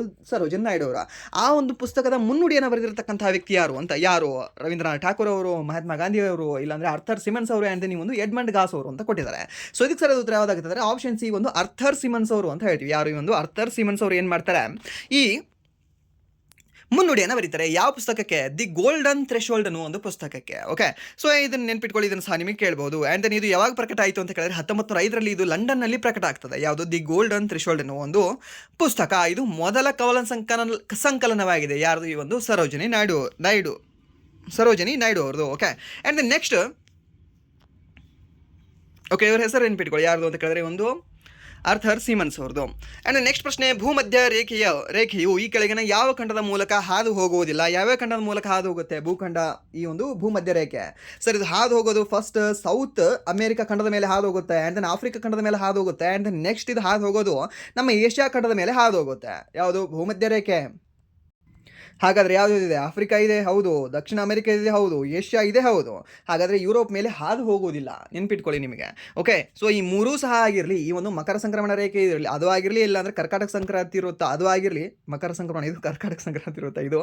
ಸೊ ಇದಾಗಿರಲಿ. ಅಂದರೆ ಭೂಮಧ್ಯ ರೇಖೆ, ಈ ಮೂರೂ ಸಹ ಈ ಯಾವುದು ಯುರೋಪ್ ಮೇಲೆ ಹಾದು ಹೋಗೋದಿಲ್ಲ, ಮೂರೂ ಸಹ ಹಾದು ಹೋಗೋದಿಲ್ಲ. ಓಕೆ, ಬಟ್ ಇಲ್ಲಿ ನಿಮ್ಗೆ ಗೊತ್ತಿರಲಿ, ಇವೆರಡೂ ಸಹ ಯಾವುದು? ಒಂದು ಕರ್ಕಾಟಕ ಸಂಕ್ರಾಂತಿ ವೃತ್ತ ಆ್ಯಂಡ್ ದೆನ್ ಇನ್ನೊಂದು ಭೂಮಧ್ಯ ರೇಖೆ. ಇವೆರಡೂ ಸಹ ಹಾದು ಹೋಗ್ತಕ್ಕಂಥ ಒಂದು ಎರಡು ಖಂಡಗಳು ಯಾವ್ದು ಅಂದರೆ ಒಂದು ಆಫ್ರಿಕಾ, ಹಾಗೆ ಇನ್ನೊಂದು ಏಷ್ಯಾ. ಎರಡೂ ಖಂಡಗಳ ಮೇಲೆ ಇದು ಹಾದು ಹೋಗ್ತವೆ. ಬಟ್ ಮೂರೂ ಹಾದು ಹೋಗ್ತಕ್ಕಂಥದ್ದು ಯಾವ ಏಕೈಕ ಖಂಡ ಅಂದರೆ ದ್ಯಾಟ್ ಈಸ್ ಈ ಒಂದು ಆಫ್ರಿಕಾ ಅಂತ ಹೇಳ್ತೀವಿ. ಸರ್, ಮೂರೂ ಈ ರೇಖೆಗಳು ಇದರ ಮೇಲೆ ಹಾದು ಹೋಗ್ತವೆ. Okay, so 23.5 north and then 23.5 south and then 0 ಒಂದು ರೇಖಾಂಶ. ಓಕೆ, ಸೊ ಅದು ನಿಮ್ಗೆ ಗೊತ್ತಿರಲಿ, ಅಕ್ಷಾಂಶ. ಆ್ಯಂಡ್ ದೆನ್ ನೆಕ್ಸ್ಟ್ ಇಲ್ಲಿ ಕೊಟ್ಟಿದ್ದಾನೆ, ಅಲ್ಲಿ ಅದೇ ಇನ್ಫಾರ್ಮೇಷನ್ ಕೊಟ್ಟಿದ್ದಾನೆ. ಟೋಟಲಿ ಎಷ್ಟು ದೇಶಗಳ ಮೂಲಕ ಹಾದು ಹೋಗುತ್ತೆ ಈ ಒಂದು ಭೂಮಧ್ಯ ರೇಖೆ ಅಂದರೆ ಒಂದು 13 ದೇಶಗಳ ಮೂಲಕ ಹಾದು ಹೋಗುತ್ತೆ. ಸೊ ಯಾವ್ಯಾವ ದೇಶಗಳ ಮೂಲಕ ಹಾದು ಹೋಗುತ್ತೆ? ದಕ್ಷಿಣ ಅಮೆರಿಕದಲ್ಲಿ ಟೋಟಲಿ 3 ದೇಶಗಳ ಮೂಲಕ ಹಾದು ಹೋಗುತ್ತೆ. ಆ್ಯಂಡ್ ಈ ಒಂದು ಏಷ್ಯಾದಲ್ಲಿ ಪ್ರಮುಖ 3 ದೇಶಗಳ ಮೂಲಕ ಹಾದು ಹೋಗುತ್ತೆ. ಆ್ಯಂಡ್ ನೆಕ್ಸ್ಟ್ ಈ ಒಂದು ಆಫ್ರಿಕಾದಲ್ಲಿ ಪ್ರಮುಖ 7 ದೇಶಗಳ ಮೇಲೆ ಹಾದು ಹೋಗುತ್ತೆ. ಸರಿನಾ? ಸೊ ಯಾವುದು ಇದ್ದಾವೆ? ಈಕ್ವೆಡರ್, ಕೊಲಂಬಿಯಾ, ಬ್ರೆಜಿಲ್ ಅಂತ ಹೇಳ್ತೀವಿ. ಯಾವುದು? ಈಕ್ವೆಡರ್, ಕೊಲಂಬಿಯಾ, ಬ್ರೆಜಿಲ್ ಮೇಲೆ ಹಾದು ಹೋಗುತ್ತೆ. ಆ್ಯಂಡ್ ನೆಕ್ಸ್ಟ್ ಇಲ್ಲಿ ಗಾಬೋನ್ ಮತ್ತು ಈ ಒಂದು democratic Congo and then Congo ಎರಡು ಬರುತ್ತವೆ ದೇಶಗಳು. So and then Uganda, Kenya, Somalia ಈ ದೇಶಗಳ ಮೇಲೆ ಹಾದು ಹೋಗುತ್ತೆ. ಆ್ಯಂಡ್ ದೆನ್ ನೆಕ್ಸ್ಟ್ ನಮ್ಮ ಏಷ್ಯಾದಲ್ಲಿ ಬಂದರೆ ಈ ಒಂದು ಮಾಲ್ಡೀವ್ಸು, ಈ ಇಂಡೋನೇಷ್ಯಾ ಆ್ಯಂಡ್ ದೆನ್ ಇನ್ನೊಂದು ಯಾವ್ದು ಹೇಳ್ತೀವಿ? ಕಿರ್ಬಾಟಿ ಅಂತ ಹೇಳ್ತೀವಿ. ಓಕೆ, ಸೊ ಅದರ ಮೇಲೆ ಹಾದು ಹೋಗ್ತದೆ. ಸೊ ಅದು ಸಹ ನಿಮ್ಗೆ ಗೊತ್ತಿರಲಿ. ಆ್ಯಂಡ್ ದೆನ್ ನೆಕ್ಸ್ಟ್ ಓಕೆ, ಇಲ್ಲಿದೆ ನೋಡಿ. ಆಫ್ರಿಕಾ ಇದು ಭೂಮಧ್ಯ ರೇಖೆ, ಕರ್ಕಾಟಕ ರೇಖೆ ಮತ್ತು ಮಕರ ರೇಖೆ ಈ ಮೂರೂ ಹಾದು ಹೋಗ್ತಕ್ಕಂತಹ ಏಕೈಕ ಖಂಡವಾಗಿದೆ ಅಂತ. ಆ್ಯಂಡ್ ನೆಕ್ಸ್ಟ್ ಈ ಒಂದು ಹಿಮಾಲಯದ ಯಾವ ಭಾಗದ ಎತ್ತರದಲ್ಲಿ ಅತ್ಯಧಿಕ ವೈವಿಧ್ಯತೆ ಕಂಡುಬರುತ್ತದೆ ಅಂತ. ಯಾವ ಭಾಗದಲ್ಲಿ ಸರ್ ಯಾವುದು ಅಂದರೆ ಅದು ಪೂರ್ವ ಹಿಮಾಲಯ ಅಂತ ಹೇಳ್ತೀವಿ. ಯಾವುದರಲ್ಲಿ ಒಂದು ಪೂರ್ವ ಹಿಮಾಲಯದಲ್ಲಿ ಅತಿ ಹೆಚ್ಚು ವೈವಿಧ್ಯತೆ ಕಂಡುಬರ್ತದೆ. ಓಕೆ, ಇದು ಸಹ ನಿಮ್ಗೆ ಗೊತ್ತಿರಲಿ. ಯಾಕೆ ವೈವಿಧ್ಯತೆಯ ಕಾರಣ ಹೆಚ್ಚಿನ ಮಳೆ ಇದೆ, ಉಷ್ಣಾಂಶ ವಲಯದ ಪ್ರಭಾವದಿಂದಾಗಿ ಇಲ್ಲಿನ ಕಣಿವೆಗಳು ತುಂಬ ಆಳವಾಗಿದ್ದಾವೆ ಮತ್ತು ಶಿಖರಗಳು ಅತಿ ಎತ್ತರವಾಗಿದ್ದಾವೆ. ಇದರ ಪರಿಣಾಮವಾಗಿ ಒಂದು ಸಣ್ಣ ಪ್ರದೇಶದಲ್ಲಿಯೇ ಉಷ್ಣವಲಯದಿಂದ ಹಿಡಿದು ಅಲ್ಫೈನ್ಸ್ ವರೆಗಿನ ಸಸ್ಯವರ್ಗ ಮತ್ತು ಎತ್ತರದ ವ್ಯತ್ಯಾಸವನ್ನು ನಾವು ಕಾಣಬಹುದು. ಓಕೆ, ಅಂಡ್ ನೆಕ್ಸ್ಟ್ ಪ್ರಶ್ನೆ ಏನಿದೆ ಅಂದರೆ ಈ ಒಂದು ಪರಮಾಣು ದ್ರವ್ಯರಾಶಿಯ ಪರಿಕಲ್ಪನೆಯನ್ನು ಮಂಡಿಸಿದವರು ಯಾರು ಅಂತ. ಏನು ಸರ್ ಇದು ಸಿಲ್ಲಿ ಕ್ವಶನ್ ಇದು. ಜಾನ್ ಡಾಲ್ಟನ್ ಅಂತ ಹೇಳ್ತೀವಿ. ಯಾರು ಅಂದರೆ ಜಾನ್ ಡಾಲ್ಟನ್. ಈ ಪರಮಾಣು ದ್ರವ್ಯರಾಶಿಯ ಪರಿಕಲ್ಪನೆಯನ್ನ ಮಂಡಿಸಿರ್ತಕ್ಕಂಥ ವ್ಯಕ್ತಿ ಯಾರು ಅಂತ ಕೇಳಿದ್ರೆ ದ್ಯಾಟ್ ಈಸ್ ಜಾನ್ ಡಾಲ್ಟನ್ ಅವರು. ಓಕೆ, ಪರಮಾಣು ದ್ರವ್ಯರಾಶಿ ಫಿಫ್ತ್ ಬುಕ್ ಅಲ್ಲ, ಐ ಥಿಂಕ್ ಫಿಫ್ತ್ ಬುಕ್ ಅನ್ಸುತ್ತೆ. ಓಕೆ, ಸೊ ಫಿಫ್ತಲ್ಲಿ ಫಸ್ಟ್ ಸೈನ್ಸ್ ಸ್ಟಾರ್ಟ್ ಆಗುತ್ತಲ್ವಾ ಸಬ್ಜೆಕ್ಟ್, ಅದಕ್ಕಿಂತ ಹಿಂದೆ ಇರೋದಿಲ್ಲ. ಸೊ ಮೇ ಬಿ ಅವಾಗಿರಲಿಲ್ಲ, ಸೊ ಇವಾಗಿದೆ ಗೊತ್ತಿಲ್ಲ. ಅವಾಗ ಫಿಫ್ತ್ ಸ್ಟ್ಯಾಂಡರ್ಡಿಂದ ಸೈನ್ಸ್ ಸ್ಟಾರ್ಟ್ ಆಗ್ತಿತ್ತು. ಆ ಫಿಫ್ತ್ ಸ್ಟ್ಯಾಂಡರ್ಡಲ್ಲಿ ಫಸ್ಟ್ ಚಾಪ್ಟರ್ ಇದೆ ಅನಿಸುತ್ತೆ. ಓಕೆ, ಯಾವುದೇ ಒಂದು ಪರಮಾಣು ಬಗ್ಗೆ, ಆಟಮ್ ಬಗ್ಗೆ ಇದೆ. ಸೊ ಯಾರು ಕಣಾದ ಮಹರ್ಷಿ ಅಂತ ಓದ್ತೀರಾ, ಆ್ಯಂಡ್ ದೆನ್ ಜಾನ್ ಡಾಲ್ಟನ್ ಅಂತ ಓದ್ತೀರಾ. ಸೊ ಜಾನ್ ಡಾಲ್ಟನ್ ಅವ್ರ ಬಗ್ಗೆನೇ ಪ್ರಶ್ನೆ ಇದೆ ನೋಡಿ. ಸೊ ಇದು ಎಕ್ಸಾಕ್ಟ್ ಲೈನಲ್ಲಿ ಮೆನ್ಷನ್ ಇದೆ NCERT ಬುಕ್ಗಳಲ್ಲಿ. ಓಕೆ, ಆ್ಯಂಡ್ ದೆನ್ ನೆಕ್ಸ್ಟ್ ಇಲ್ಲಿ ಆಪ್ಷನ್ಗಳನ್ನು ಕೊಟ್ಟಿದ್ದಾನೆ. ಆಪ್ಷನ್ ಬಗ್ಗೆ ಇಲ್ಲಿ ಬೇರೆ ಏನೇನಿದೆ ಅಂತ. ಜೆ ಥಾಮ್ಸನ್ ಅವರು ಏನು ಮಾಡ್ತಾರೆ, ಈ ಜೆ ಥಾಮ್ಸನ್ ಅವರು ಇವರು ಎಲೆಕ್ಟ್ರಾನನ್ನು ಕಂಡುಹಿಡಿತಾರೆ. ಓಕೆ, ಮತ್ತು ಪರಮಾಣುವಿನ ದ್ರಾಕ್ಷಿ ಫುಡಿಂಗ್ ಮಾದರಿಯನ್ನು ಇವರು ಪ್ರಸ್ತಾಪಿಸ್ತಾರೆ. ಹೆಸರನ್ನ ಯಾರು ಅಂತ ಕೇಳಿದ್ರೆ ಒಂದು ಜೆ ಥಾಮ್ಸನ್ ಅವರು. ಇದು ಗೊತ್ತಿರುತ್ತೆ, ಎಲೆಕ್ಟ್ರಾನ್ಸನ್ನು ಅವರು ಕಂಡುಹಿಡಿದಿದ್ದಾರೆ ಅಂತ. ಹಾಗೆ ಈ ಒಂದು ದ್ರಾಕ್ಷಿ ಫುಡಿಂಗ್ ಮಾದರಿಯನ್ನು ಪ್ರಸ್ತಾಪನೆ ಮಾಡಿರ್ತಕ್ಕಂಥ ವ್ಯಕ್ತಿ ಯಾರು ಅಂತ ಕೇಳಿದ್ರೆ ಅಗೇನ್ ಈ ಒಂದು ಜೆ ಥಾಮ್ಸನ್ ಅಂತ ಹೇಳ್ತೀವಿ. ಸರ್ ಸೊ ಇದನ್ನು ಸಹ ನೀವು ನೆನ್ಪಿಟ್ಕೊಳ್ಳಿ. ಆ್ಯಂಡ್ ನೆಕ್ಸ್ಟ್ ಈ ಒಂದು ರುದರ್ಫೋರ್ಡ್ ಅವರು ಏನು ಮಾಡ್ತಾರೆ, ಇವರು ಚಿನ್ನದ ಹಾಳೆಯ ಪ್ರಯೋಗದ ಮೂಲಕ ಪರಮಾಣುವಿನ ನ್ಯೂಕ್ಲಿಯಸ್ ಅನ್ನು ಕಂಡುಹಿಡಿತಾರೆ. ಪರಮಾಣುದ ನ್ಯೂಕ್ಲಿಯಸ್ ಅನ್ನು ಕಂಡುಹಿಡಿದಿರ್ತಕ್ಕಂಥ ವ್ಯಕ್ತಿ ಯಾರು ಅಂತ ಕೇಳಿದ್ರೆ ರುದರ್ಫೋರ್ಡ್ ಅವರು ಅಂತ ಹೇಳ್ತೀವಿ. ಆ್ಯಂಡ್ ದೆನ್ ಯಾವ ಒಂದು ಪ್ರಯೋಗದ ಮೂಲಕ ಅಂದರೆ ಚಿನ್ನದ ಹಾಳೆಯ ಪ್ರಯೋಗದ ಮೂಲಕ ಇವರು ಇದನ್ನು ಕಂಡುಹಿಡಿತಾರೆ. ಆ್ಯಂಡ್ ನೆಕ್ಸ್ಟ್ ಒಂದು ನೀಲ್ಸ್ ಬೋರ್ ಅವರು, ಇವರು ಪರಮಾಣುವಿನ ಕಕ್ಷೆಗಳು ಮತ್ತು ಶಕ್ತಿ ಮಟ್ಟಗಳ ಕುರಿತು ವಿವರಿಸ್ತಾರೆ. ಯಾರು? ಈ ಒಂದು ನೀಲ್ಸ್ ಬೋರ್ಸನ್ ಅವರು. ಓಕೆ, ಇದನ್ನು ಸಹ ನೀವು ನೆನ್ಪಿಟ್ಕೊಳ್ಳಿ, ಇದನ್ನು ಸಹ ನಿಮಗೆ ಕೇಳೋ ಚಾನ್ಸಸ್ ಇರುತ್ತೆ. ಆ್ಯಂಡ್ ದೆನ್ ನೆಕ್ಸ್ಟ್ ಏನಿದೆ, ಓಕೆ, ಸಮ್ ಇನ್ಫಾರ್ಮೇಷನ್ ಇದೆ ಇನ್ನೂ ಸ್ವಲ್ಪ. ಏನು ಪರಮಾಣು ದ್ರವ್ಯರಾಶಿಯ ಪರಿಕಲ್ಪನೆಯನ್ನು ಪ್ರಮುಖವಾಗಿ ವಿಜ್ಞಾನಿ ಮತ್ತು ರಸಾಯನಶಾಸ್ತ್ರಜ್ಞ ಜಾನ್ ಡಾಲ್ಟನ್ ಅವರು 19ನೇ ಶತಮಾನದ ಆರಂಭದಲ್ಲಿ ಸುಮಾರು 1803ರಿಂದ 1808ರಲ್ಲಿ ಇದನ್ನು ಮಂಡಿಸ್ತಾರೆ. ಆ್ಯಂಡ್ ದೆನ್ ಪ್ರಮುಖ ಅಂಶಗಳೇನಿದ್ದಾವೆ, ಡಾಲ್ಟನ್ ಸಿದ್ಧಾಂತ ಅಂತ ಹೇಳ್ತೀವಿ. ಡಾಲ್ಟನ್ ತನ್ನ ಪರಮಾಣು ಸಿದ್ಧಾಂತದಲ್ಲಿ ಪ್ರತಿಯೊಂದು ಮೂಲಧಾತುವಿನ ಪರಮಾಣುವಿಗೂ ಒಂದು ನಿರ್ದಿಷ್ಟ ದ್ರವ್ಯರಾಶಿ ಇರುತ್ತದೆ ಎಂದು ಪ್ರತಿಪಾದಿಸ್ತಾರೆ. ಈ ಒಂದು ನಿರ್ದಿಷ್ಟ ದ್ರವ್ಯರಾಶಿ ಅಂತ ಬಂದರೆ ಜಸ್ಟ್ ನೀವು ಹೇಳಬೇಕಾಗಿರೋದು ಒಂದೇ ಒಂದು ಹೆಸರು, ಯಾರು ಅಂತ ಕೇಳಿದ್ರೆ ದಟ್ ಈಸ್ ಜಾನ್ ಡಾಲ್ಟನ್ ಅನ್ನೋ ಹೆಸರು. ಓಕೆ, ಸೊ ಇದನ್ನು ಸಹ ನೀವು ನೆನ್ಪಿಟ್ಕೊಳ್ಳಿ. ಆ್ಯಂಡ್ ದೆನ್ ಇದನ್ನು ಸ್ವಲ್ಪ ನೀವು ಓದ್ಕೊಳ್ಳಿ. ಆ್ಯಂಡ್ ದೆನ್ ನೆಕ್ಸ್ಟ್ ಪ್ರಶ್ನೆ, 20 ಮೀಟರ್ ಆಳದಲ್ಲಿ ನೀರಿನ ಅಡಿಯಲ್ಲಿನ ಒತ್ತಡ ಎಷ್ಟಾಗಿರುತ್ತದೆ? ನೀರಿನ ಸಾಂದ್ರತೆ 1 kg/ಲೀಟರ್ ಮತ್ತು ಗುರುತ್ವಾಕರ್ಷಣ ವೇಗ 9.8 ಮೀಟರ್/ಸೆಕೆಂಡ್² ಆಗಿದೆ ಅಂತ ಕೊಟ್ಟಿದ್ದಾರೆ. ಸೊ ಹಾಗಾದರೆ ಎಷ್ಟಾಗಬಹುದು ಅಂತ ಏನು ಬರುತ್ತೆ ಫಾರ್ಮುಲಾ ಇದಕ್ಕೆ? ಯಾವುದು ಫೋರ್ಸ್ ಈಕ್ವಲ್ಸ್ mgh ಅಂತ ಹೇಳ್ತೀವಿ. ಸರ್ ಏನು ಈ ಒಂದು ಫೋರ್ಸ್ ಈಕ್ವಲ್ಸ್ mgh ಅಂತ ಹೇಳ್ತೀವಿ. ಈ ಒಂದು m ಅಂದರೆ ಏನು? ಮಾಸ್ ಅಂತ ಹೇಳ್ತೀವಿ. ಮಾಸ್ ಎಷ್ಟಿದೆ? 1 kg. ಸೊ ಮೀನ್ಸ್ 1000 ಅಂತ ಹೇಳ್ತೀವಿ. 1000 ಇಂಟು ಎಷ್ಟಿದೆ? ಈ ಒಂದು ಗ್ರಾವಿಟೇಷನ್ ಎಷ್ಟಿದೆ ಅಂದರೆ 9.8 ಇದೆ. ಸೊ 9.8 ಹಾಕೊಳ್ಳಿ. ಆ್ಯಂಡ್ ನೆಕ್ಸ್ಟ್ ಎಷ್ಟಿದೆ? mgh. ಎಚ್ ಅಲ್ವಾ? ಎಚ್ ಅಂದರೆ ಹೈಟ್ ಎಷ್ಟಿದೆ? 20 ಇದೆ. ಸೊ ಎಷ್ಟಾಗುತ್ತೆ ನಿಮಗೆ? 1 2 3 4. ಸೊ 4 ಇಲ್ಲಿ ಮಿಸ್ಟೇಕ್ ಆಯಿತಾ? Okay wait. ಓಕೆ, ಕರೆಕ್ಟಾಗಿದೆ. ಸೊ ಏನಂತ ಅಂದರೆ, ಸೊ ಫೋರ್ಸ್ ಅಲ್ಲ, pressure equals density into gravitation into height ಅಂತ ಹೇಳ್ತೇವೆ. ಸರಿನಾ? ಸೊ ಮೀನ್ಸ್ ಸೇಮ್ ಹಾಕ್ಕೊಳ್ಬೇಕು. ಸೊ ಎಷ್ಟಿದೆ? 1000 ಇಂಟು ಎಷ್ಟು ಅಂತ ಹೇಳ್ತೀವಿ ಇಲ್ಲಿ? 9.8. ಇದನ್ನು ಹಾಕೊಂಡ್ರೆ ಸೊ ನಿಮ್ಗೆ ಎಷ್ಟು ಬರುತ್ತೆ ಇದನ್ನು ಮಲ್ಟಿಪ್ಲಿಕೇಶನ್ ಮಾಡಿದ್ರೆ ಅಂತಂದರೆ? ಸೊ 1,96,000 ಪ್ಯಾಸ್ಕಲ್ ಇದಕ್ಕೆ ಆನ್ಸರ್ ಬರುತ್ತೆ. ಸರಿನಾ? ಸೊ ಬೇಕಾದರೆ ನೀವು ಒಂದು ಸಾರಿ ಇದನ್ನು ಕ್ಯಾಲ್ಕುಲೇಟ್ರಲ್ಲಿ ಮಾಡ್ಕೊಳ್ಳಿ, ಇಲ್ಲಾಂದರೆ ನಾರ್ಮಲಾಗಿ ನೀವು ಮಾಡ್ಕೊಳ್ಳಿ, ಇಲ್ಲಿ ನಿಮಗೆ ಆನ್ಸರ್ ಸಿಗುತ್ತೆ. ಓಕೆ, ಆ್ಯಂಡ್ ದೆನ್ ನೆಕ್ಸ್ಟ್ ಪ್ರಶ್ನೆ, ರಾಜ್ಯ ವಿಧಾನಸಭೆಯ ಸದಸ್ಯರಾಗಲು ಕನಿಷ್ಠ ವಯೋಮಿತಿ ಎಷ್ಟಿದೆ ಅಂತ ಕೊಟ್ಟಿದ್ದಾನೆ. ಸರ್ ಎಲ್ಲಿ ಈ ಒಂದು ರಾಜ್ಯ ವಿಧಾನಸಭೆಯಲ್ಲಿ ಮೀನ್ಸ್ ಈ ಒಂದು MLA ಆಗೋಕ್ಕೆ ನಿಮಗೆ ಕನಿಷ್ಠ ವಯಸ್ಸು ಎಷ್ಟು ಬೇಕು ಅಂತ? ಸರ್ 25 ವಯಸ್ಸು ಆಗಬೇಕು. ಆ್ಯಂಡ್ ಇವಾಗ ನೆಕ್ಸ್ಟ್ ಈ ಒಂದು ಪಂಚಾಯತಿ ಎಲೆಕ್ಷನ್ ಬರ್ತಾ ಇದೆ ಅಲ್ವಾ? ಈ ಒಂದು ಪಂಚಾಯತಿಯಲ್ಲಿ ನೀವು ಎಲೆಕ್ಷನ್ ನಿಲ್ಲಬೇಕು ಅಂದರೆ ನಿಮ್ಗೆ ಎಷ್ಟಾಗಿರ್ಬೇಕು? ಏಜ್ 21 ಆಗಿರ್ಬೇಕು ನೋಡಿ. ಸೊ ನಿಲ್ಲಕ್ಕೆ ಬರುತ್ತೆ, ಎಲ್ಲರೂ ಸಹ ಒಂದೊಂದು ಸರಿ ನಿಂತ್ಬಿಡಿ ನೀವು. ಆ್ಯಂಡ್ ನೆಕ್ಸ್ಟ್ ನೀವು ಓಟ್ ಹಾಕಬೇಕು ಅಂದರೆ ಎಲ್ಲರಿಗೂ ಸಹ ಓಟ್ ಹಾಕೋಕ್ಕೆ ಜಸ್ಟ್ 18 ವರ್ಷಗಳು ನಿಮ್ಗೆ ಬೇಕು, ಸಾಕು. ಆ್ಯಂಡ್ ದೆನ್ ಸರ್ ಇಲ್ಲ ಸರ್ ನಾನು ರಾಜ್ಯಸಭೆಗೆ ಇಲ್ಲ ಅಂದರೆ ಈ ವಿಧಾನ ಪರಿಷತ್ಗೆ, ಯಾವುದಕ್ಕೆ? ವಿಧಾನ ಪರಿಷತ್ ಅಂತ ಹೇಳ್ತೀವಿ. ಸರ್ನಾ? ಯಾವುದು? ವಿಧಾನ ಪರಿಷತ್ ಸ್ಟೇಟ್ ಕೌನ್ಸಿಲ್ ಅಂತ ಹೇಳ್ತೀವಿ. ಸೊ ಇದಕ್ಕೆ ನಿಲ್ಲಲು ನಮಗೆ ಕನಿಷ್ಠ ವಯಸ್ಸು ಎಷ್ಟು ಇರಬೇಕು ಅಂದರೆ 30 ವರ್ಷ ಇರಬೇಕು. ಇಲ್ಲ ಸರ್ ನಾನು ರಾಜ್ಯಪಾಲ ಆಗ್ತೀನಿ, ಇಲ್ಲಾಂದರೆ ರಾಷ್ಟ್ರಪತಿ ಆಗ್ತೀನಿ, ಉಪರಾಷ್ಟ್ರಪತಿ ಆಗ್ತೀನಿ ಅಂದರೆ ಅದಕ್ಕೆ ನನಗೆ ಬೇಕಾಗಿರ್ತಕ್ಕಂಥ ವಯಸ್ಸು ಎಷ್ಟು ಅಂದರೆ 35 ಅಂತ ಹೇಳ್ತೀವಿ. ಸರಿನಾ? ಸೊ ಸಿಂಪಲ್ ಆಗಿ ಇನ್ನೊಂದ್ಸರಿ ಹೇಳ್ತೀನಿ, ನೆನ್ಪಿಟ್ಕೊಳ್ಳಿ. ಪಂಚಾಯತಿಗೆ 21 ವರ್ಷ. And then next MLA MP ಆಗಕ್ಕೆ ನಿಮಗೆ ಇರಬೇಕಾಗಿರ್ತಕ್ಕಂಥ ವಯಸ್ಸು ಎಷ್ಟು ಅಂದರೆ 25 ವರ್ಷ ಮೀನ್ಸ್ ಈ ಒಂದು ಲೋಕಸಭೆಗೆ ಹಾಗೆ ವಿಧಾನಸಭೆಗೆ. ಓಕೆ, ಆ್ಯಂಡ್ ನೆಕ್ಸ್ಟ್ ಈ ಒಂದು ವಿಧಾನ ಪರಿಷತ್ಗೆ ಹಾಗೆ ಒಂದು ರಾಜ್ಯಸಭೆಗೆ ಇರತಕ್ಕಂಥ ಕನಿಷ್ಠ ವಯಸ್ಸು ಎಷ್ಟು ಅಂದರೆ 30 ವರ್ಷ ಅಂತ ಹೇಳ್ತೀವಿ. ಆ್ಯಂಡ್ ದೆನ್ ರಾಜ್ಯಪಾಲ, ಉಪರಾಷ್ಟ್ರಪತಿ ಹಾಗೆ ರಾಷ್ಟ್ರಪತಿ ಇವರಿಗೆ ಇರಬೇಕಾಗಿರ್ತಕ್ಕಂಥ ವಯಸ್ಸು ಎಷ್ಟು ಅಂದರೆ ಕನಿಷ್ಠ 35 ವರ್ಷ. ಇಷ್ಟನ್ನು ನೆನ್ಪಿಟ್ಕೊಳ್ಳಿ. ಆ್ಯಂಡ್ ದೆನ್ ಇವರೆಲ್ಲರಿಗೂ ಸಹ ಓಟ್ ಆಗ್ಲಿಕ್ಕೆ ಇರಬೇಕಾಗಿರ್ತಕ್ಕಂಥ ವರ್ಷ ಎಷ್ಟು ಅಂದರೆ 18 ವರ್ಷ ಅಷ್ಟೇ. ಓಕೆ, ಆ್ಯಂಡ್ ದೆನ್ ನೆಕ್ಸ್ಟ್ ಇದನ್ನು ಸ್ವಲ್ಪ ನೋಡ್ಕೊಳ್ಳಿ. ಏನಿದೆ, ಭಾರತ ಸಂವಿಧಾನದ ಅನುಚ್ಛೇದ 173B ಪ್ರಕಾರ ರಾಜ್ಯ ವಿಧಾನಸಭೆಯ ಸದಸ್ಯರಾಗಲು ಅಭ್ಯರ್ಥಿಯ ಕನಿಷ್ಠ ವಯಸ್ಸು ಈ 23 ವರ್ಷ ವಯಸ್ಸಾಗಿರಬೇಕು. ಸರಿನಾ? ಸೊ ಇದನ್ನ ನೆನ್ಪಿಟ್ಕೊಳ್ಳಿ. ಆ್ಯಂಡ್ ದೆನ್ ನೆಕ್ಸ್ಟ್ ಸೊ ಇದನ್ನ ತಿದ್ದುಪಡಿ ಮಾಡಲಾಗಿದೆ. 18 ವರ್ಷವೇ ಏನಿದೆ ಅಲ್ವಾ, ಸೊ 18 ವರ್ಷ ಇವಾಗ ಓಟ್ ಹಾಕೋಕ್ಕೆ ಏಜ್ ಎಲಿಜಿಬಿಲಿಟಿ ಇದೆ. ಸೊ 18 ವರ್ಷ ಇರಲಿಲ್ಲ, ಮೊದಲು 21 ವರ್ಷ ಇತ್ತು. ಸೊ ಆ ಒಂದು 21 ವರ್ಷದಿಂದ 18 ವರ್ಷಕ್ಕೆ ಇಳಿಕೆ ಮಾಡಿರ್ತಕ್ಕಂಥ ವರ್ಷ ಯಾವಾಗ ಅಂದರೆ 1988ರಲ್ಲಿ ಯಾವ ತಿದ್ದುಪಡಿಯ ಮೂಲಕ ಅಂದರೆ 61ನೇ ಸಾಂವಿಧಾನಿಕ ತಿದ್ದುಪಡಿ ಅಂತ ಹೇಳ್ತೀವಿ. ಸರ್ ಸೊ ಇದನ್ನು ಸಹ ನೀವು ನೆನ್ಪಿಟ್ಕೊಳ್ಳಿ. ಆ್ಯಂಡ್ ದೆನ್ ನೆಕ್ಸ್ಟ್ ಪ್ರಶ್ನೆ, ಯಾವ ಭಾರತೀಯ ನಗರವು 2ನೇ ವಿಶ್ವ ಆರೋಗ್ಯ ಸಂಸ್ಥೆಯ ಪಾರಂಪರಿಕ ಚಿಕಿತ್ಸಾ ಜಾಗತಿಕ ಶೃಂಗಸಭೆ 2025ಕ್ಕೆ ಆತಿಥ್ಯ ವಹಿಸಲಿದೆ ಅಂತ. ಸರ್ನ ಸೊ ಯಾವ ಒಂದು ನಗರ ಹೇಳ್ಬೋದಾ, ಯಾವ ನಗರ ಅಂತ? ಯಾವ ನಗರ ಅಂದರೆ option A Gandhinagar, option B New Delhi, option C Bengaluru ಅಂತ ಕೊಟ್ಟಿದ್ದಾರೆ. ಸೊ ಇದಕ್ಕೆ ಸರಿಯಾದ ಉತ್ತರ ಯಾವುದಾಗುತ್ತೆ ಸರ್? ದ್ಯಾಟ್ ಈಸ್ ನನ್ನ ಹತ್ರದ ನೀವು ಒಂದು ನವದೆಹಲಿ ಅಂತ ಹೇಳ್ತೀವಿ. ಸರ್ನಾ ಸೊ ಇದನ್ನು ಸಹ ನಾವು ಕರೆಂಟ್ ಅಫೇರ್ಸಲ್ಲಿ ನೋಡ್ಕೊಂಡಿದ್ವಿ. ಸೊ ಏನು ಈ ಒಂದು 2ನೇ ವಿಶ್ವ ಆರೋಗ್ಯ ಸಂಸ್ಥೆಯ ಪಾರಂಪರಿಕ ಚಿಕಿತ್ಸಾ ಜಾಗತಿಕ ಶೃಂಗಸಭೆ ಅಂತ ಹೇಳ್ತೀವಿ. ಯಾವಾಗ ನಡೆದಿದೆ? ಸೊ 2025ರಲ್ಲಿ ನಡೆದಿದೆ. ಎಲ್ಲಿ ನಡೆದಿದೆ? ಈ ಒಂದು ನವದೆಹಲಿ ನಡೆದಿದೆ. ಸರ್ನಾ ಸೊ ಅದಕ್ಕೆ ಸಂಬಂಧಪಟ್ಟಿರ್ತಕ್ಕಂಥ ಸ್ವಲ್ಪ ಇನ್ಫಾರ್ಮೇಷನ್ ಏನು ಅಂದರೆ, ಭಾರತ ಸರ್ಕಾರದ ಆಯುಷ್ ಸಚಿವಾಲಯವು ಮತ್ತು ವಿಶ್ವ ಆರೋಗ್ಯ ಸಂಸ್ಥೆ ಜಂಟಿಯಾಗಿ ಡಿಸೆಂಬರ್ 17ರಿಂದ 2025ರವರೆಗೆ ನವದೆಹಲಿಯ ಭಾರತ್ ಮಂಡಪಲ್ಲಿ 2ನೇ ಪಾರಂಪರಿಕ ಚಿಕಿತ್ಸಾ ಜಾಗತಿಕ ಶೃಂಗಸಭೆಯನ್ನು ಆಯೋಜಿಸುತ್ತದೆ. ಈ ಶೃಂಗಸಭೆಯ ಮುಖ್ಯ ವಿಷಯವನ್ನು ಸಮತೋಲನದ ಪುನಃಸ್ಥಾಪನೆ, ಆರೋಗ್ಯ ಮತ್ತು ಸುಖದ ವಿಜ್ಞಾನ ಮತ್ತು ಅಭ್ಯಾಸ ಎಂದು ನಿಗದಿಪಡಿಸಲಾಗಿದೆ. ಇದರ ಉದ್ದೇಶ ಏನಾಗಿದೆ? ಪಾರಂಪರಿಕ ಚಿಕಿತ್ಸಾ ಪದ್ಧತಿಗಳನ್ನು ಸಾಕ್ಷ್ಯಾಧಾರಿತ ವೈಜ್ಞಾನಿಕ ಪ್ರಮಾಣದೊಂದಿಗೆ ಜಾಗತಿಕ ಆರೋಗ್ಯ ಕಾರ್ಯಸೂಚಿಯಲ್ಲಿ ಅಳವಡಿಸುವುದು ಇದರ ಗುರಿಯಾಗಿದೆ. ಸರಿನಾ? ಸೊ ಇದನ್ನು ಸಹ ನೀವು ನೆನ್ಪಿಟ್ಕೊಳ್ಳಿ. So daily current affairs class ಯಾರು ಕೇಳ್ತಿರ್ತೀರಲ್ವಾ, ಸೊ ಅದಕ್ಕೆ ಅವರಿಗೆ ಇದು ಸಿಂಪಲ್, ಯಾಕಂದರೆ ಆಲ್ಮೋಸ್ಟ್ ಒಂದು 4-5 ಸರಿ ರಿಪೀಟ್ ಆಗಿದೆ ಡೈಲಿ ಕರೆಂಟ್ ಅಫೇರ್ಸ್ ಕ್ಲಾಸ್ಗಳಲ್ಲಿ. ಆ್ಯಂಡ್ ನೆಕ್ಸ್ಟ್ ಪ್ರಶ್ನೆ, ಈ ಒಂದು ಬ್ರೌಸರ್ ಅಥವಾ ಕಂಪ್ಯೂಟರ್ ಫೋಲ್ಡರ್ನಲ್ಲಿ PDF ಫೈಲ್ ಅದರೊಳಗಿನ ಪದಗಳನ್ನು ಹುಡುಕಲು ಯಾವ ಶಾರ್ಟ್ಕಟ್ ಕೀಯನ್ನು ಬಳಸಲಾಗ್ತದೆ? ಯಾವ ಶಾರ್ಟ್ಕಟ್ ಕೀಯನ್ನು ನಾವು ಬಳಸ್ತೀವಿ ಸರ್? Ctrl+V ಪೇಸ್ಟ್ ಆಗುತ್ತೆ, Ctrl+C ಅನ್ನೋದು ಕಾಪಿ ಆಗುತ್ತೆ, Ctrl+Tab ಅನ್ನೋದು ಅದನ್ನು ಟ್ಯಾಬ್ಗಳನ್ನು ಸ್ವಿಚ್ ಮಾಡೋಕ್ಕಾಗ್ತದೆ. ಸೊ ಇಲ್ಲಿ Ctrl+F ನಾವು ಏನು ಮಾಡ್ತೀವಿ? Ctrl+F ಅಂದರೆ ಮೀನ್ಸ್ ಫೈಂಡ್ ಅಂತ ಹೇಳ್ತೀವಿ. ಸೊ ಈ ಒಂದು ಸರ್ಚ್ ಮಾಡಲು ನಾವು Ctrl+F ನಾವು ಬಳಸ್ತೇವೆ. ಓಕೆ, ಇದು ಸಹ ನಿಮ್ಗೆ ಗೊತ್ತಿರಲಿ. ಆ್ಯಂಡ್ ನೆಕ್ಸ್ಟ್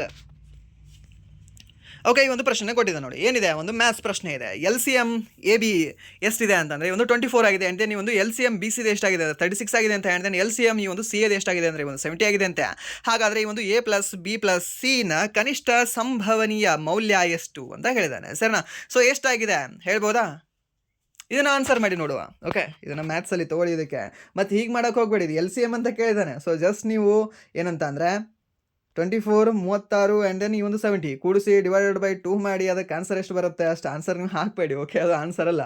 ಸೊ ಬದಲಾಗಿ ನಿಮಗೆ ಆನ್ಸರ್ ಯಾವುದು ಅಂದರೆ ಆಪ್ಷನ್ ಓಕೆ ಇದು ಮಾತ್ರ ಅಲ್ಲ. ಸೊ ಯಾವುದಾಗಿದೆ ಅಂತ ನೀವು ಹೇಳಿ. ಓಕೆ, ಇದಾಗಿದೆಯಾ ಅಥವಾ ಇದಾಗಿದೆ ಇದು ಆಗಿದೆ ಅಂತ. ಸೊ ಓಕೆ, ಸೊ ಯಾವುದಾಗಿದೆ ಅಂತ ನೀವು ಹೇಳಿ, ಯಾವ ಫಾರ್ಮೆಟಲ್ಲಿ ಮಾಡಬೇಕು ಅಂತ ಇಫ್ ಟೈಪ್ ಮಾಡಿ ಹೇಳಿದ್ರೆ ಸೊ ಬೇರೆಯವ್ರಿಗೆ ಸಹ ಗೊತ್ತಾಗುತ್ತೆ. ಆ್ಯಂಡ್ ನೆಕ್ಸ್ಟ್ ಒಂದು ಭಾರತದ ದಕ್ಷಿಣಕ್ಕೆ ಇರುವ 2 ನೆರೆಯ ದ್ವೀಪ ರಾಷ್ಟ್ರಗಳು ಯಾವ್ದು ಅಂತ. ದಕ್ಷಿಣಕ್ಕೆ, ಸೊ ದಕ್ಷಿಣ ಮೀನ್ಸ್ ಇಲ್ಲಿರಬೇಕು. ಸೊ ಇಲ್ಲಿ ಯಾವ್ದು ಇದ್ದಾವೆ? ಶ್ರೀಲಂಕಾ, ಮಾಲ್ಡೀವ್ಸ್ ಇದ್ದಾವೆ. ಆ್ಯಂಡ್ ದೆನ್ ಶ್ರೀಲಂಕಾ, ಇಂಡೋನೇಷ್ಯಾ ಇದ್ದಾವೆ. ಆ್ಯಂಡ್ ದೆನ್ ಈ ಒಂದು ಮಾಲ್ಡೀವ್ಸ್, ಮಯನ್ಮಾರ್ ಇದೆ. ಸೊ ಮಯನ್ಮಾರ್ ಆಗಲ್ಲ, ಬಾಂಗ್ಲಾದೇಶ ಆಗಲ್ಲ. ಸೊ ಹಾಗಾದರೆ ಯಾವುದಾಗುತ್ತೆ? ಭಾರತದ ದಕ್ಷಿಣಕ್ಕೆ ಇರತಕ್ಕಂಥದ್ದು ಯಾವುದು ಅಂತ ಕೇಳಿದ್ರೆ ಒಂದು ಶ್ರೀಲಂಕಾ ಮತ್ತು ಮಾಲ್ಡೀವ್ಸ್ ಅಂತ ಹೇಳ್ತೀವಿ. ಓಕೆ, ಸೊ ಇದು ಸಹ ನಿಮ್ಗೆ ಗೊತ್ತಿರಲಿ. ಯಾಕೆ ಒಂದು ಇಂಡೋನೇಷ್ಯಾ ಆಗುವುದಿಲ್ಲ ಅಂತಂದರೆ ಈ ಒಂದು ಇಂಡೋನೇಷ್ಯಾ ಆಗ್ನೇಯ ದಿಕ್ಕಿನಲ್ಲಿ ಕಂಡುಬರುತ್ತೆ. ಯಾವುದು? ಇಂಡೋನೇಷ್ಯಾ ದೇಶ. ಓಕೆ, ಸೊ ಆದ ಕಾರಣಕ್ಕಾಗಿ ನಾವು ಯಾವುದು ಹೇಳ್ತೀವಿ? ಒಂದು ಶ್ರೀಲಂಕಾ ಮತ್ತು ಮಾಲ್ಡೀವ್ಸ್ ಅಂತ ಹೇಳ್ತೇವೆ. ಓಕೆ, ಇದು ಸಹ ನಿಮ್ಗೆ ಗೊತ್ತಿರಲಿ. ಓಕೆ, ಸೊ ಅದ್ರ ಬಗ್ಗೆ ಇರತಕ್ಕಂಥ ಇನ್ಫಾರ್ಮೇಷನ್ ಇಲ್ಲಿದೆ. ಇದನ್ನು ಸ್ವಲ್ಪ ನೀವು ಪಾಸ್ ಮಾಡ್ಕೊಂಡು ಓದ್ಕೊಳ್ಳಿ. ಆ್ಯಂಡ್ ನೆಕ್ಸ್ಟ್ ಒಂದು ಭಾರತ ಸಂವಿಧಾನದ ಯಾವ ಅನುಚ್ಛೇದದ ಅಡಿಯಲ್ಲಿ ಉಚ್ಚ ನ್ಯಾಯಾಲಯಕ್ಕೆ ನ್ಯಾಯಿಕ ಪುನರ್ವಿಮರ್ಶೆಯ ಅಧಿಕಾರ ಪ್ರಾಪ್ತವಾಗಿದೆ ಅಂತ ಕೊಟ್ಟಿದ್ದಾನೆ. ಸರಿನಾ?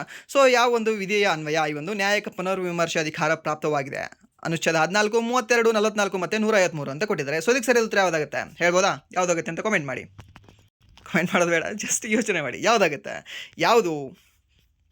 ಆರ್ಟಿಕಲ್ 32 ಅಂತ ಹೇಳ್ತೀವಿ. ಸರ್ ಯಾವುದೇ ಒಂದು ಆರ್ಟಿಕಲ್ 32 ನ್ಯಾಯಿಕ ಪುನರ್ವಿಮರ್ಶೆ ಅಧಿಕಾರದ ಬಗ್ಗೆ ಹೇಳುತ್ತೆ. ಓಕೆ, ಸೊ ಇದು ನಿಮ್ಗೆ ಗೊತ್ತಿರಲಿ. ಅಂದರೆ ನಿಮಗೆ ಇದನ್ನು ಕೇಳೋ ಚಾನ್ಸಸ್ ಸಹ ಇರುತ್ತೆ. ಬಟ್ ಇದು ಕನ್ಫ್ಯೂಷನ್ ಮಾಡ್ಕೊಳ್ತೀರಾ ಸಾಕಷ್ಟು ಜನ. ಆರ್ಟಿಕಲ್ 32 ಇಫ್ ಆರ್ಟಿಕಲ್ 32 ಕೊಟ್ಟಿರಲಿಲ್ಲ ಅಂತ ಗೊತ್ತಿರಲಿ ನಿಮಗೆ, ಆರ್ಟಿಕಲ್ 13 ಆಗುತ್ತೆ. ಓಕೆ, ಆರ್ಟಿಕಲ್ 13 ಆಗುತ್ತೆ, 14 ಅಲ್ಲ, ಆರ್ಟಿಕಲ್ 13 ಆಗುತ್ತೆ.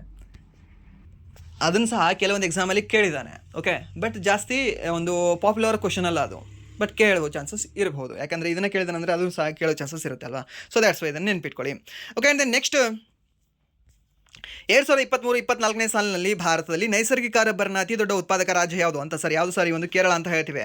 ಸೊ ಆ್ಯಂಡ್ ನಿಮ್ಗೆ ಇನ್ನೊಂದು ಸರ್ ಸಹ ಗೊತ್ತಿರಲಿ, ಈ ಒಂದು ಕೊಕೊನೆಟನ್ನು ಅತಿ ಹೆಚ್ಚು ಉತ್ಪಾದನೆ ಮಾಡಿರ್ತಕ್ಕಂತಹ ಒಂದು ದೇಶ ಯಾವುದು ಅಂತ ಕೇಳಿದ್ರೆ ಇಡೀ ಜಗತ್ತಿನಲ್ಲಿ ಇವಾಗ ಪ್ರಪ್ರಥಮವಾಗಿರ್ತಕ್ಕಂಥ ದೇಶವೇ ನಮ್ಮ ಭಾರತ ದೇಶ. ಎಷ್ಟು ಪ್ರತಿಶತ ನಾವು ಜಗತ್ತಿನಲ್ಲಿ ಉತ್ಪಾದನೆ ಮಾಡ್ತಿದ್ದೀವಿ ಅಂದರೆ, ಜಗತ್ತಿನ 100 ಅಂತಂದರೆ ನಮ್ಮ ಭಾರತದಲ್ಲಿ ನಾವು 130% ಉತ್ಪಾದನೆ ಮಾಡ್ತಾ ಇದ್ದೀವಿ. ಓಕೆ, ಇದು ಸಹ ನಿಮ್ಗೆ ಗೊತ್ತಿರಲಿ. ಸೊ ಎಸ್ಟರ್ಡೇ ಈ ಒಂದು ವೀಕ್ಲಿ ಕರೆಂಟ್ ಅಫೇರ್ಸ್ ಇತ್ತಲ್ವ, ಅಲ್ಲಿ ಸಹ ನಾವು ನೋಡಿದ್ವಿ ಇದನ್ನು. ಆ್ಯಂಡ್ ನೆಕ್ಸ್ಟ್ ಪ್ರಶ್ನೆ, ಈ ಒಂದು ಬೈಸಾಗು ಹಬ್ಬವನ್ನು ಮುಖ್ಯವಾಗಿ ಭಾರತದ ಯಾವ ರಾಜ್ಯದಲ್ಲಿ ಆಚರಿಸಲಾಗ್ತದೆ ಅಂತ ಸರ್. ಬೈಸಾಖಿ ಒಂದು ಅಸ್ಸಾಮಲ್ಲಿ ಆಚರಣೆ ಮಾಡಲಾಗ್ತದೆ. ಓಕೆ, ಆ್ಯಂಡ್ ಇದನ್ನು ನೆನ್ಪಿಟ್ಕೊಳ್ಳಿ. ಸೊ ಇದನ್ನು ಯಾವ ಸಮುದಾಯ ಆಚರಣೆ ಮಾಡ್ತಾರೆ ಅಂತ ಕೇಳಿದ್ರೆ ಬೋಡೋ ಸಮುದಾಯದವರು ಇದನ್ನು ಆಚರಣೆ ಮಾಡ್ತಾರೆ. ಓಕೆ, ಯಾವ ಸಮುದಾಯ ಅಂದರೆ ಒಂದು ಬೋಡೋ ಸಮುದಾಯ ಅಂತ ಹೇಳ್ತೀವಿ. ಆ್ಯಂಡ್ ನೆಕ್ಸ್ಟ್ ಇದನ್ನು ಯಾವಾಗ ಆಚರಣೆ ಮಾಡ್ತಾರೆ ಸರ್? ನೆಕ್ಸ್ಟ್ ಮಂತ್ ಆಚರಣೆ ಮಾಡ್ತಾರೆ. ಮನ್ಸಿ ಒಂದು ಏಪ್ರಿಲ್ನ ಮಧ್ಯಭಾಗದಲ್ಲಿ ಇದನ್ನು ಆಚರಣೆ ಮಾಡ್ತಾರೆ, ಯಾವುದೇ ಒಂದು ಬೈಸಾಗು ಹಬ್ಬವನ್ನು. ಆ್ಯಂಡ್ ನೆಕ್ಸ್ಟ್ ಈ ಒಂದು ಜಿಲ್ಲಾ ಮಟ್ಟದಲ್ಲಿ ಅತ್ಯುನ್ನತ ನ್ಯಾಯಾಲಯ ಯಾವುದು ಅಂತ ಕೇಳಿದ್ರೆ ಯಾವುದು ನ್ಯಾಯಾಲಯವಾಗಿದೆ ಸರ್? ಜಿಲ್ಲಾ ಮತ್ತು ಸತ್ರ ನ್ಯಾಯಾಲಯ ಅಂತ ಹೇಳ್ತೀವಿ. ಸೊ ಒಂದು ಸಶಸ್ತ್ರ ನ್ಯಾಯಾಲಯ. ಇದು ಮುನ್ಸಿಪ್ ನ್ಯಾಯಾಲಯ ಅಲ್ಲ. ಸೊ ಆ್ಯಂಡ್ ದೆನ್ ಉಚ್ಚ ನ್ಯಾಯಾಲಯ ಅಲ್ಲ, ಆ್ಯಂಡ್ ದೆನ್ ಲೋಕ ಅದಾಲತ್ ಅಲ್ಲ, ಸರಿನಾ? ಸೊ ಸರ್ ನಿಮ್ಗೆ ಗೊತ್ತಿರಲಿ. ಆ್ಯಂಡ್ ದೆನ್ ರಾಜ್ಯ ಮಟ್ಟದಲ್ಲಿ ಕಂಡುಬರ್ತಕ್ಕಂಥದ್ದು ಯಾವುದು ಅಂದರೆ ನಿಮ್ಗೆ ಉಚ್ಚ ನ್ಯಾಯಾಲಯ ಅಂತ ಹೇಳ್ತೇವೆ. ಆ್ಯಂಡ್ ದೆನ್ ನೆಕ್ಸ್ಟ್ ಜಿಲ್ಲಾ ನ್ಯಾಯಾಲಯ. ನ್ಯಾಯಾಧೀಶರು ದಿವಾನಿ ಅಂದರೆ ಸಿವಿಲ್ ಅಂದರೆ ಜಮೀನು, ಆಸ್ತಿ ಅಥವಾ ಹಣಕಾಸಿಗೆ ಸಂಬಂಧಿಸಿದ ಪ್ರಕರಣಗಳ ವಿಚಾರಣೆ ನಡೆಸಿದಾಗ ಇದನ್ನು ಜಿಲ್ಲಾ ನ್ಯಾಯಾಲಯ ಎಂದು ಕರೆಯಲಾಗ್ತದೆ. ಸತ್ರ ನ್ಯಾಯಾಲಯ ಅಂದರೆ ಏನು ಅಂದರೆ ಅದೇ ನ್ಯಾಯಾಧೀಶರು ಫೌಜ್ದಾರಿ, ಕ್ರಿಮಿನಲ್ ಅಂದರೆ ಕಳ್ಳತನ, ಜಗಳ, ಕೊಲೆಯಂತಹ ಅಪರಾಧ ಪ್ರಕರಣಗಳ ವಿಚಾರಣೆ ನಡೆಸಿದಾಗ ಇದನ್ನು ಸತ್ರ ನ್ಯಾಯಾಲಯ ಎಂದು ಕರೆಯಲಾಗ್ತದೆ ಅಂತ ಹೇಳ್ತಾರೆ. ಓಕೆ, ಅಂತ ವಿಶೇಷ ಅಧಿಕಾರ ಏನು? ಜಿಲ್ಲಾ ಮತ್ತು ಸತ್ರ ನ್ಯಾಯಾಧೀಶರಿಗೆ ಮರಣದಂಡನೆ ವಿಧಿಸುವ ಅಧಿಕಾರವಿದೆ. ಆದರೆ ಅಂತಹ ಶಿಕ್ಷೆಯನ್ನು ಜಾರಿಗೊಳಿಸುವ ಮೊದಲು ಸಂಬಂಧಪಟ್ಟ ಉಚ್ಚ ನ್ಯಾಯಾಲಯದ ದೃಢೀಕರಣ ಪಡೆಯುವುದು ಕಡ್ಡಾಯವಾಗಿದೆ. ಇತರ ಆಯ್ಕೆಗಳ ಒಂದು ವಿಶ್ಲೇಷಣೆ ಏನೇನಿದೆ ಅಂತ ಈ ಒಂದು ಮುನ್ಸಿಪ್ ನ್ಯಾಯಾಲಯ ಅಂತ ಕೊಟ್ಟಿದ್ದಾರೆ. ಮುನ್ಸಿಪ್ ನ್ಯಾಯಾಲಯ ಅಂದರೆ ಏನು? ಇದು ದಿವಾನಿ ಪ್ರಕರಣಗಳ ವಿಚಾರಣೆ ನಡೆಸುವ ಅತ್ಯಂತ ಕೆಳ ಹಂತದ ನ್ಯಾಯಾಲಯವಾಗಿದೆ. ಓಕೆ, ಮೀನ್ಸ್ ನಿಮಗಿಲ್ಲಿ ತಾಲೂಕು ಮಟ್ಟದಲ್ಲಿ ಕಂಡುಬರ್ತಾ ಹೋಗುತ್ತಾ? ಸೊ ಅದು ಮುನ್ಸಿಪ್ ನ್ಯಾಯಾಲಯಗಳು ನಿಮಗೆ. ಓಕೆ, ಆ್ಯಂಡ್ ನೆಕ್ಸ್ಟ್ ಒಂದು ಉಚ್ಚ ನ್ಯಾಯಾಲಯ. ಸೊ ಇದು ರಾಜ್ಯದ ಅತ್ಯುನ್ನತ ನ್ಯಾಯಾಲಯವಾಗಿರ್ತದೆ. ಆ್ಯಂಡ್ ದೆನ್ ನೆಕ್ಸ್ಟ್ ಈ ಒಂದು ಲೋಕ ಅದಾಲತ್ ಅಂದರೆ ಏನು ಅಂದರೆ ಇದು ವಿವಾದಗಳನ್ನು ಪರಸ್ಪರ ಒಪ್ಪಂದದ ಮೂಲಕ ಇತ್ಯರ್ಥಪಡಿಸುವ ಪರ್ಯಾಯ ವೇದಿಕೆಯಾಗಿದೆ. ಓಕೆ, ಮೀನ್ಸ್ ಈ ಒಂದು ಕೋರ್ಟಲ್ಲಿ ಅದು ಸಹ ಇದಾಗಲ್ಲ, ತೀರ್ಮಾನ ಆಗಲ್ಲ. ಸೊ ಅವ್ರದ್ದೊಂದಾಗಲಿ ನನ್ನೊಂದಾಗಲಿ ಅಂತ ಆಗ್ತಿರುತ್ತೆ. ಸೊ ಅದಕ್ಕೆ ಬನ್ನಿಪ್ಪ ಕೂತ್ಕೊಳ್ಳಿ, ಇಲ್ಲಿ ಸುಮ್ಮನೆ ನೀವು ಇಬ್ಬರು ಸಹ ದುಡ್ಡು ಖರ್ಚು ಮಾಡ್ಕೊಳ್ತಿದ್ದೀರಾ. ಸೊ ಸುಮ್ಮನೆ ಯಾಕೆ ಆ ಲಾಯರ್ಗೆ ಹೊಟ್ಟೆ ಹಾಕ್ತಿದ್ದೀರಾ ನೀವು? ಸೊ ನೀವೇ ಸ್ವಲ್ಪ ಬಗೆಹರಿಸ್ಕೊಳ್ಳಿ ಮಾತಾಡಿಕೊಂಡು ಅಂತ ಇವರು ಕರೆದು ನಿಲ್ಲಿಸ್ತಾರೆ. ಸರಿನಾ? ಯಾರು? ಲೋಕ ಅದಾಲತ್ ಅವರು. ಸೊ ನಿಮ್ಗೆ ಗೊತ್ತಿರಲಿ, ಲೋಕ ಅದಾಲತ್ನಲ್ಲಿ ಒಂದು ಸರಿ ಹೋದರೆ ಅದು ಪರ್ಮನೆಂಟಾಗಿ ಕ್ಲೋಸ್ ಆಗ್ತದೆ ಆ ಕೇಸ್. ಮತ್ತೆ ರಿಟರ್ನ್ ಅದರ ಮೇಲೆ ಕೇಸ್ ಫೈಲ್ ಮಾಡೋಕ್ಕೆ ಬರುವುದಿಲ್ಲ. ಓಕೆ, ಸೊ ಇದರ ಒಂದು ಮೇಜರ್ ಅಡ್ವಾಂಟೇಜ್ ಲೋಕ ಅದಾಲತದ್ದು. ಅಂದರೆ ನೆಕ್ಸ್ಟ್ ಈ ಒಂದು ಕೆಳಗಿನವುಗಳಲ್ಲಿ ಯಾವ ವಿಷಯಗಳು ಭಾರತ ಸಂವಿಧಾನದ ಒಕ್ಕೂಟದ ಪಟ್ಟಿಯ ವ್ಯಾಪ್ತಿಗೆ ಬರುತ್ತವೆ ಅಂತ. ಈ ಒಂದು ಒಕ್ಕೂಟ ಪಟ್ಟಿ, ಕೇಂದ್ರ ಪಟ್ಟಿ, ರಾಜ್ಯ ಪಟ್ಟಿ ಅಂತ ಹೇಳ್ತೀವಿ. ಓಕೆ, ಸೊ ಸಮವರ್ತಿ ಪಟ್ಟಿ ಅಂತ. ಒಕ್ಕೂಟ ಪಟ್ಟಿ ಅಂದರೆ ಕೇಂದ್ರ ಪಟ್ಟಿ. ಸೊ ಕೇಂದ್ರ ಪಟ್ಟಿ, ರಾಜ್ಯ ಪಟ್ಟಿ, ಸಮವರ್ತಿ ಪಟ್ಟಿ. ಸೊ ಹಾಗಾದರೆ ಒಕ್ಕೂಟ ಪಟ್ಟಿಗೆ ಅಥವಾ ಒಂದು ಕೇಂದ್ರ ಪಟ್ಟಿಗೆ ಕಂಡು ಬರ್ತಕ್ಕಂಥ ವಿಷಯಗಳು ಯಾವುದಾದ್ರು? ರಕ್ಷಣೆ ಮತ್ತು ಪೌರತ್ವ. ಹೌದು, ಆಪ್ಷನ್ ಏನೇ ಇದಕ್ಕೆ ಸರಿಯಾದ ಉತ್ತರ ಆಗುತ್ತೆ. ಪೊಲೀಸ್ ಮತ್ತು ಕೃಷಿ ಏನಿದೆ ಅಲ್ವಾ, ಇದು ರಾಜ್ಯ ಪಟ್ಟಿ ಕಂಡುಬರ್ತವೆ. ಆ್ಯಂಡ್ ದೆನ್ ಶಿಕ್ಷಣ ಮತ್ತು ಅರಣ್ಯ ಇದು ಕಂಡುಬರೋದು ನಿಮಗೆ ಈ ಸಮವರ್ತಿ ಪಟ್ಟಿಯಲ್ಲಿ ಕಂಡುಬರ್ತವೆ. ಆ್ಯಂಡ್ ನೆಕ್ಸ್ಟ್ ಈ ಒಂದು ಆರೋಗ್ಯ ಮತ್ತು ನೈರ್ಮಲ್ಯ ಇದು ಸಹ ನಿಮಗೆ ರಾಜ್ಯ ಪಟ್ಟಿಯಲ್ಲಿ ಕಂಡುಬರ್ತವೆ. ಓಕೆ, ಇದು ಸಹ ನಿಮ್ಗೆ ಗೊತ್ತಿರಲಿ. ಆ್ಯಂಡ್ ನೆಕ್ಸ್ಟ್ ಓಕೆ, ಇಲ್ಲಿದೆ ನೋಡಿ ಇನ್ಫಾರ್ಮೇಷನ್. ಇದನ್ನು ಸ್ವಲ್ಪ ನೀವು ಪಾಸ್ ಮಾಡ್ಕೊಂಡು ನೋಡ್ಕೊಳ್ಬೋದು. ಆ್ಯಂಡ್ ನೆಕ್ಸ್ಟ್ ಪ್ರಶ್ನೆ, ಕಂಪ್ಯೂಟರ್ನ ಯಾವ ಪ್ರಮುಖ ಲಕ್ಷಣವು ಅತಿ ಕಡಿಮೆ ಸಮಯದಲ್ಲಿನ ಸಂಕೀರ್ಣ ಲೆಕ್ಕಾಚಾರಣೆಗಳನ್ನು ನಡೆಸಲು ಸಶಕ್ತವಾಗಿರ್ತದೆ ಅಂತ ಯಾವುದು ಅಂದರೆ ಅದರ ವೇಗ. ಆ್ಯಂಡ್ ನೆಕ್ಸ್ಟ್ ಕಂಪ್ಯೂಟರ್ನ ವೇಗವನ್ನು ನಾವು ಯಾವುದರಲ್ಲಿ ಹೇಳ್ತೀವಿ ಅಂತ ಕೇಳಿದ್ರೆ ಈ ಒಂದು ಗೀಗಾ ಹರ್ಟ್ಸ್ನಲ್ಲಿ ಹೇಳ್ತೀವಿ, ಇಲ್ಲ ಅಂದರೆ ಈ ಒಂದು MIPSನಲ್ಲಿ ಹೇಳ್ತೀವಿ. ಮೀನ್ಸ್ ಈ ಒಂದು ಮಿಲಿಯನ್ ಇನ್ಸ್ಟ್ರಕ್ಷನ್ ಪರ್ ಸೆಕೆಂಡ್ಸ್ ಅಂತ ಹೇಳ್ತೀವಿ. ಸರ್, ಸೊ ನಿಮಗೆ MIPS ಅಂತ ಕೊಟ್ಟರೆ ಇದು ಕರೆಕ್ಟ್ ಆಗುತ್ತೆ ಆನ್ಸರ್. ಇಲ್ಲ ಅಂದರೆ ನಿಮಗೆ ಜಸ್ಟ್ ಗೀಗಾ ಹರ್ಟ್ಸ್ ಅಂತ ಕೊಡ್ತಾನೆ. ಸರ್, ಯಾವುದು ಗೀಗಾ ಹರ್ಟ್ಸ್. ಸೊ ಇದು ಕೊಟ್ಟರೆ ಇದು ಸಹ ನಿಮ್ಗೆ ಕರೆಕ್ಟ್ ಆಗುತ್ತೆ. ಎರಡು ಸಹ ನಿಮಗೆ ನೆನಪಿರಲಿ. ಓಕೆ, ಆ್ಯಂಡ್ ನೆಕ್ಸ್ಟ್ ಈ ಒಂದು ವಿದ್ಯಾರ್ಥಿಗಳ ಸ್ಕೋರ್ ಕಾರ್ಡ್ ಅಥವಾ ರಿಪೋರ್ಟ್ ಕಾರ್ಡ್ ತಯಾರಿಸಲು ಸಾಮಾನ್ಯವಾಗಿ ಯಾವ ರೀತಿಯ ಸಾಫ್ಟ್ವೇರನ್ನು ಬಳಸಲಾಗ್ತದೆ? ಯಾವುದು ಅಂದರೆ ಒಂದು ಶೈಕ್ಷಣಿಕ ಸಾಫ್ಟ್ವೇರ್ ಅಂತ ಹೇಳ್ತೀವಿ. ಆ್ಯಂಡ್ ನೆಕ್ಸ್ಟ್ ಪ್ರಶ್ನೆ, ಒಂದು ಇವರಲ್ಲಿ ಯಾರು ಪ್ರಸಿದ್ಧ ತಬಲಾವಾದಕರಾಗಿದ್ದು ಅನೇಕ ವಿದೇಶಿ ಕಲಾವಿದರೊಂದಿಗೆ ಸಹಯೋಗ ನಡೆಸಿ ಹಲವಾರು ಅಂತಾರಾಷ್ಟ್ರೀಯ ಆಲ್ಬಮ್ಗಳನ್ನು ಬಿಡುಗಡೆ ಮಾಡಿದ್ದಾರೆ ಮತ್ತು ಅಂತಾರಾಷ್ಟ್ರೀಯ ಮಟ್ಟದಲ್ಲಿ ಖ್ಯಾತಿ ಗಳಿಸಿದ್ದಾರೆ ಅಂತ ಯಾರು ಸರ್ ಅವರು? ತಬಲಾ ಅಂದರೆ ಒಬ್ಬರೇ ನೆನಪು ಬರ್ತಾರೆ. ಯಾರು ಅಂದರೆ sir that is Zakir Hussain ಅವರು. ಓಕೆ, ಯಾರು ಅಂತ ಹೇಳ್ತೀವಿ? ಒಂದು ಜಾಕಿರ್ ಹುಸೇನ್ ಅವರು ಅಂತ ಹೇಳ್ತೇವೆ. ಓಕೆ, ಇಲ್ಲಿದೆ ನೋಡಿ. ಸೊ ಉಸ್ತಾದ್ ಜಾಕಿರ್ ಹುಸೇನ್ ಅವರು ಭಾರತ ಅತ್ಯಂತ ಪ್ರಸಿದ್ಧ ತಬಲಾವಾದಕರಾಗಿದ್ದಾರೆ. ವಿಶ್ವದ ಸಂಗೀತ ಕೊಡಗಿಗಾಗಿ ಅವರ ಕೊಡುಗೆಗಾಗಿ ಅವರು ಪ್ರಸಿದ್ಧರಾಗಿದ್ದಾರೆ.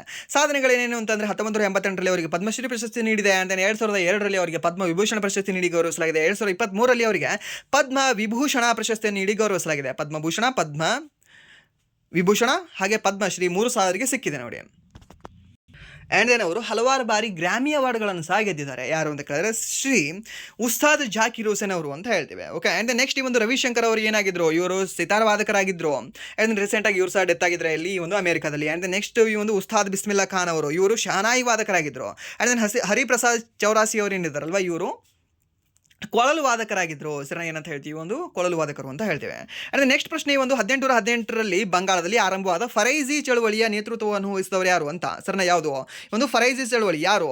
ಆಪ್ಷನ್ ಬಿ ಹಾಜಿ ಶರಿಯತುಲ್ಲಾನ. ಹೌದು, ಈ ಒಂದು ಹಾಜಿ ಶರಿಯತುಲ್ಲಾ ಅವರು ಏನಿದಾರಲ್ವಾ, ಸೊ ಇವರದು ಫರೈಜಿ ಚಳುವಳಿಯನ್ನ ನೇತೃತ್ವವನ್ನು ವಹಿಸ್ತಾರೆ. ಎಲ್ಲಿ ಅಂತ ಕೇಳಿದ್ರೆ ಒಂದು ಬಂಗಾಳದಲ್ಲಿ. ಯಾವ ವರ್ಷದಲ್ಲಿ? 1818ರಲ್ಲಿ, 1818. ಇವಾಗ ಅಂದರೆ 1818ರಲ್ಲಿ ಫರೈಜಿ ಚಳುವಳಿ ಅಂತ ಹೇಳ್ತೀವಿ. ಓಕೆ, ಇದನ್ನು ಸಾರಿ ನೆನ್ಪಿಟ್ಕೊಳ್ಳಿ. ಸೊ ಏನಿದೆ ಇನ್ಫಾರ್ಮೇಷನ್, ಫರೈಜಿ ಚಳುವಳಿಯು 1818ರಲ್ಲಿ ಪೂರ್ವ ಬಂಗಾಳದಲ್ಲಿ ಆರಂಭವಾಯಿತು. ಪೂರ್ವ ಬಂಗಾಳ ಮೀನ್ಸ್ ಇಂದಿನ ಬಾಂಗ್ಲಾದೇಶ ಅಂತ ಹೇಳ್ತೀವಿ. ಸೊ ಇದರ ಸಂಸ್ಥಾಪಕ ಇದನ್ನು ಹಾಜಿ ಶರಿಯತುಲ್ಲಾ ಸ್ಥಾಪಿಸಿದರು. ಫರೈಜಿ ಪದವು ಫರೈಜ್ನಿಂದ ಬಂದಿದ್ದು, ಇದರ ಅರ್ಥ ದೇವರು ನಿಗದಿಪಡಿಸಿದ ಕಡ್ಡಾಯ ಕರ್ತವ್ಯಗಳು ಎಂದು ಹೇಳುತ್ತದೆ. ಅಂದರೆ ಇದರ ಉದ್ದೇಶ ಏನಾಗಿತ್ತು? ಈ ಚಳುವಳಿಯು ಮುಖ್ಯ ಉದ್ದೇಶ ಇಸ್ಲಾಂ ಧರ್ಮದಲ್ಲಿ ಹರಡಿದ್ದ ದುರಾಚರಣೆಗಳನ್ನು ನಿವಾರಿಸುವುದು ಮತ್ತು ಸಾಮಾಜಿಕ ಸುಧಾರಣೆಯನ್ನು ತರುವುದಾಗಿತ್ತು. ಓಕೆ, ಇದು ಸಹ ನಿಮ್ಗೆ ಗೊತ್ತಿರಲಿ. ಅಂದರೆ ನೆಕ್ಸ್ಟ್, ಈ ಒಂದು ಭಾರತದಲ್ಲಿ ಪ್ರಧಾನಮಂತ್ರಿ ಫಸಲ್ ಬಿಮಾ ಯೋಜನೆಗೆ ಪ್ರಮುಖ ಕಾರ್ಯಾನ್ವಯನ ಸಂಸ್ಥೆ ಯಾವುದು? ಇದನ್ನು 1999 ಡಿಸೆಂಬರ್ನಲ್ಲಿ ನಿಗಮನಗೊಳಿಸಲಾಯಿತು ಅಂತ ಕೊಟ್ಟಿದ್ದಾನೆ. ಸರ್ ಯಾವುದು? LIC, NABARD, Bharatiya Krishi Bima company limited and then Bharatiya Sadharan Bima ನಿಗಮ ಅಂತ ಕೊಟ್ಟಿದ್ದಾನೆ. ಸೊ ಯಾವುದಾಗಿದೆ ಇದಕ್ಕೆ? ಯಾವುದು ಅಂದರೆ ಒಂದು AIC ಅಂತ ಹೇಳ್ತೀವಿ.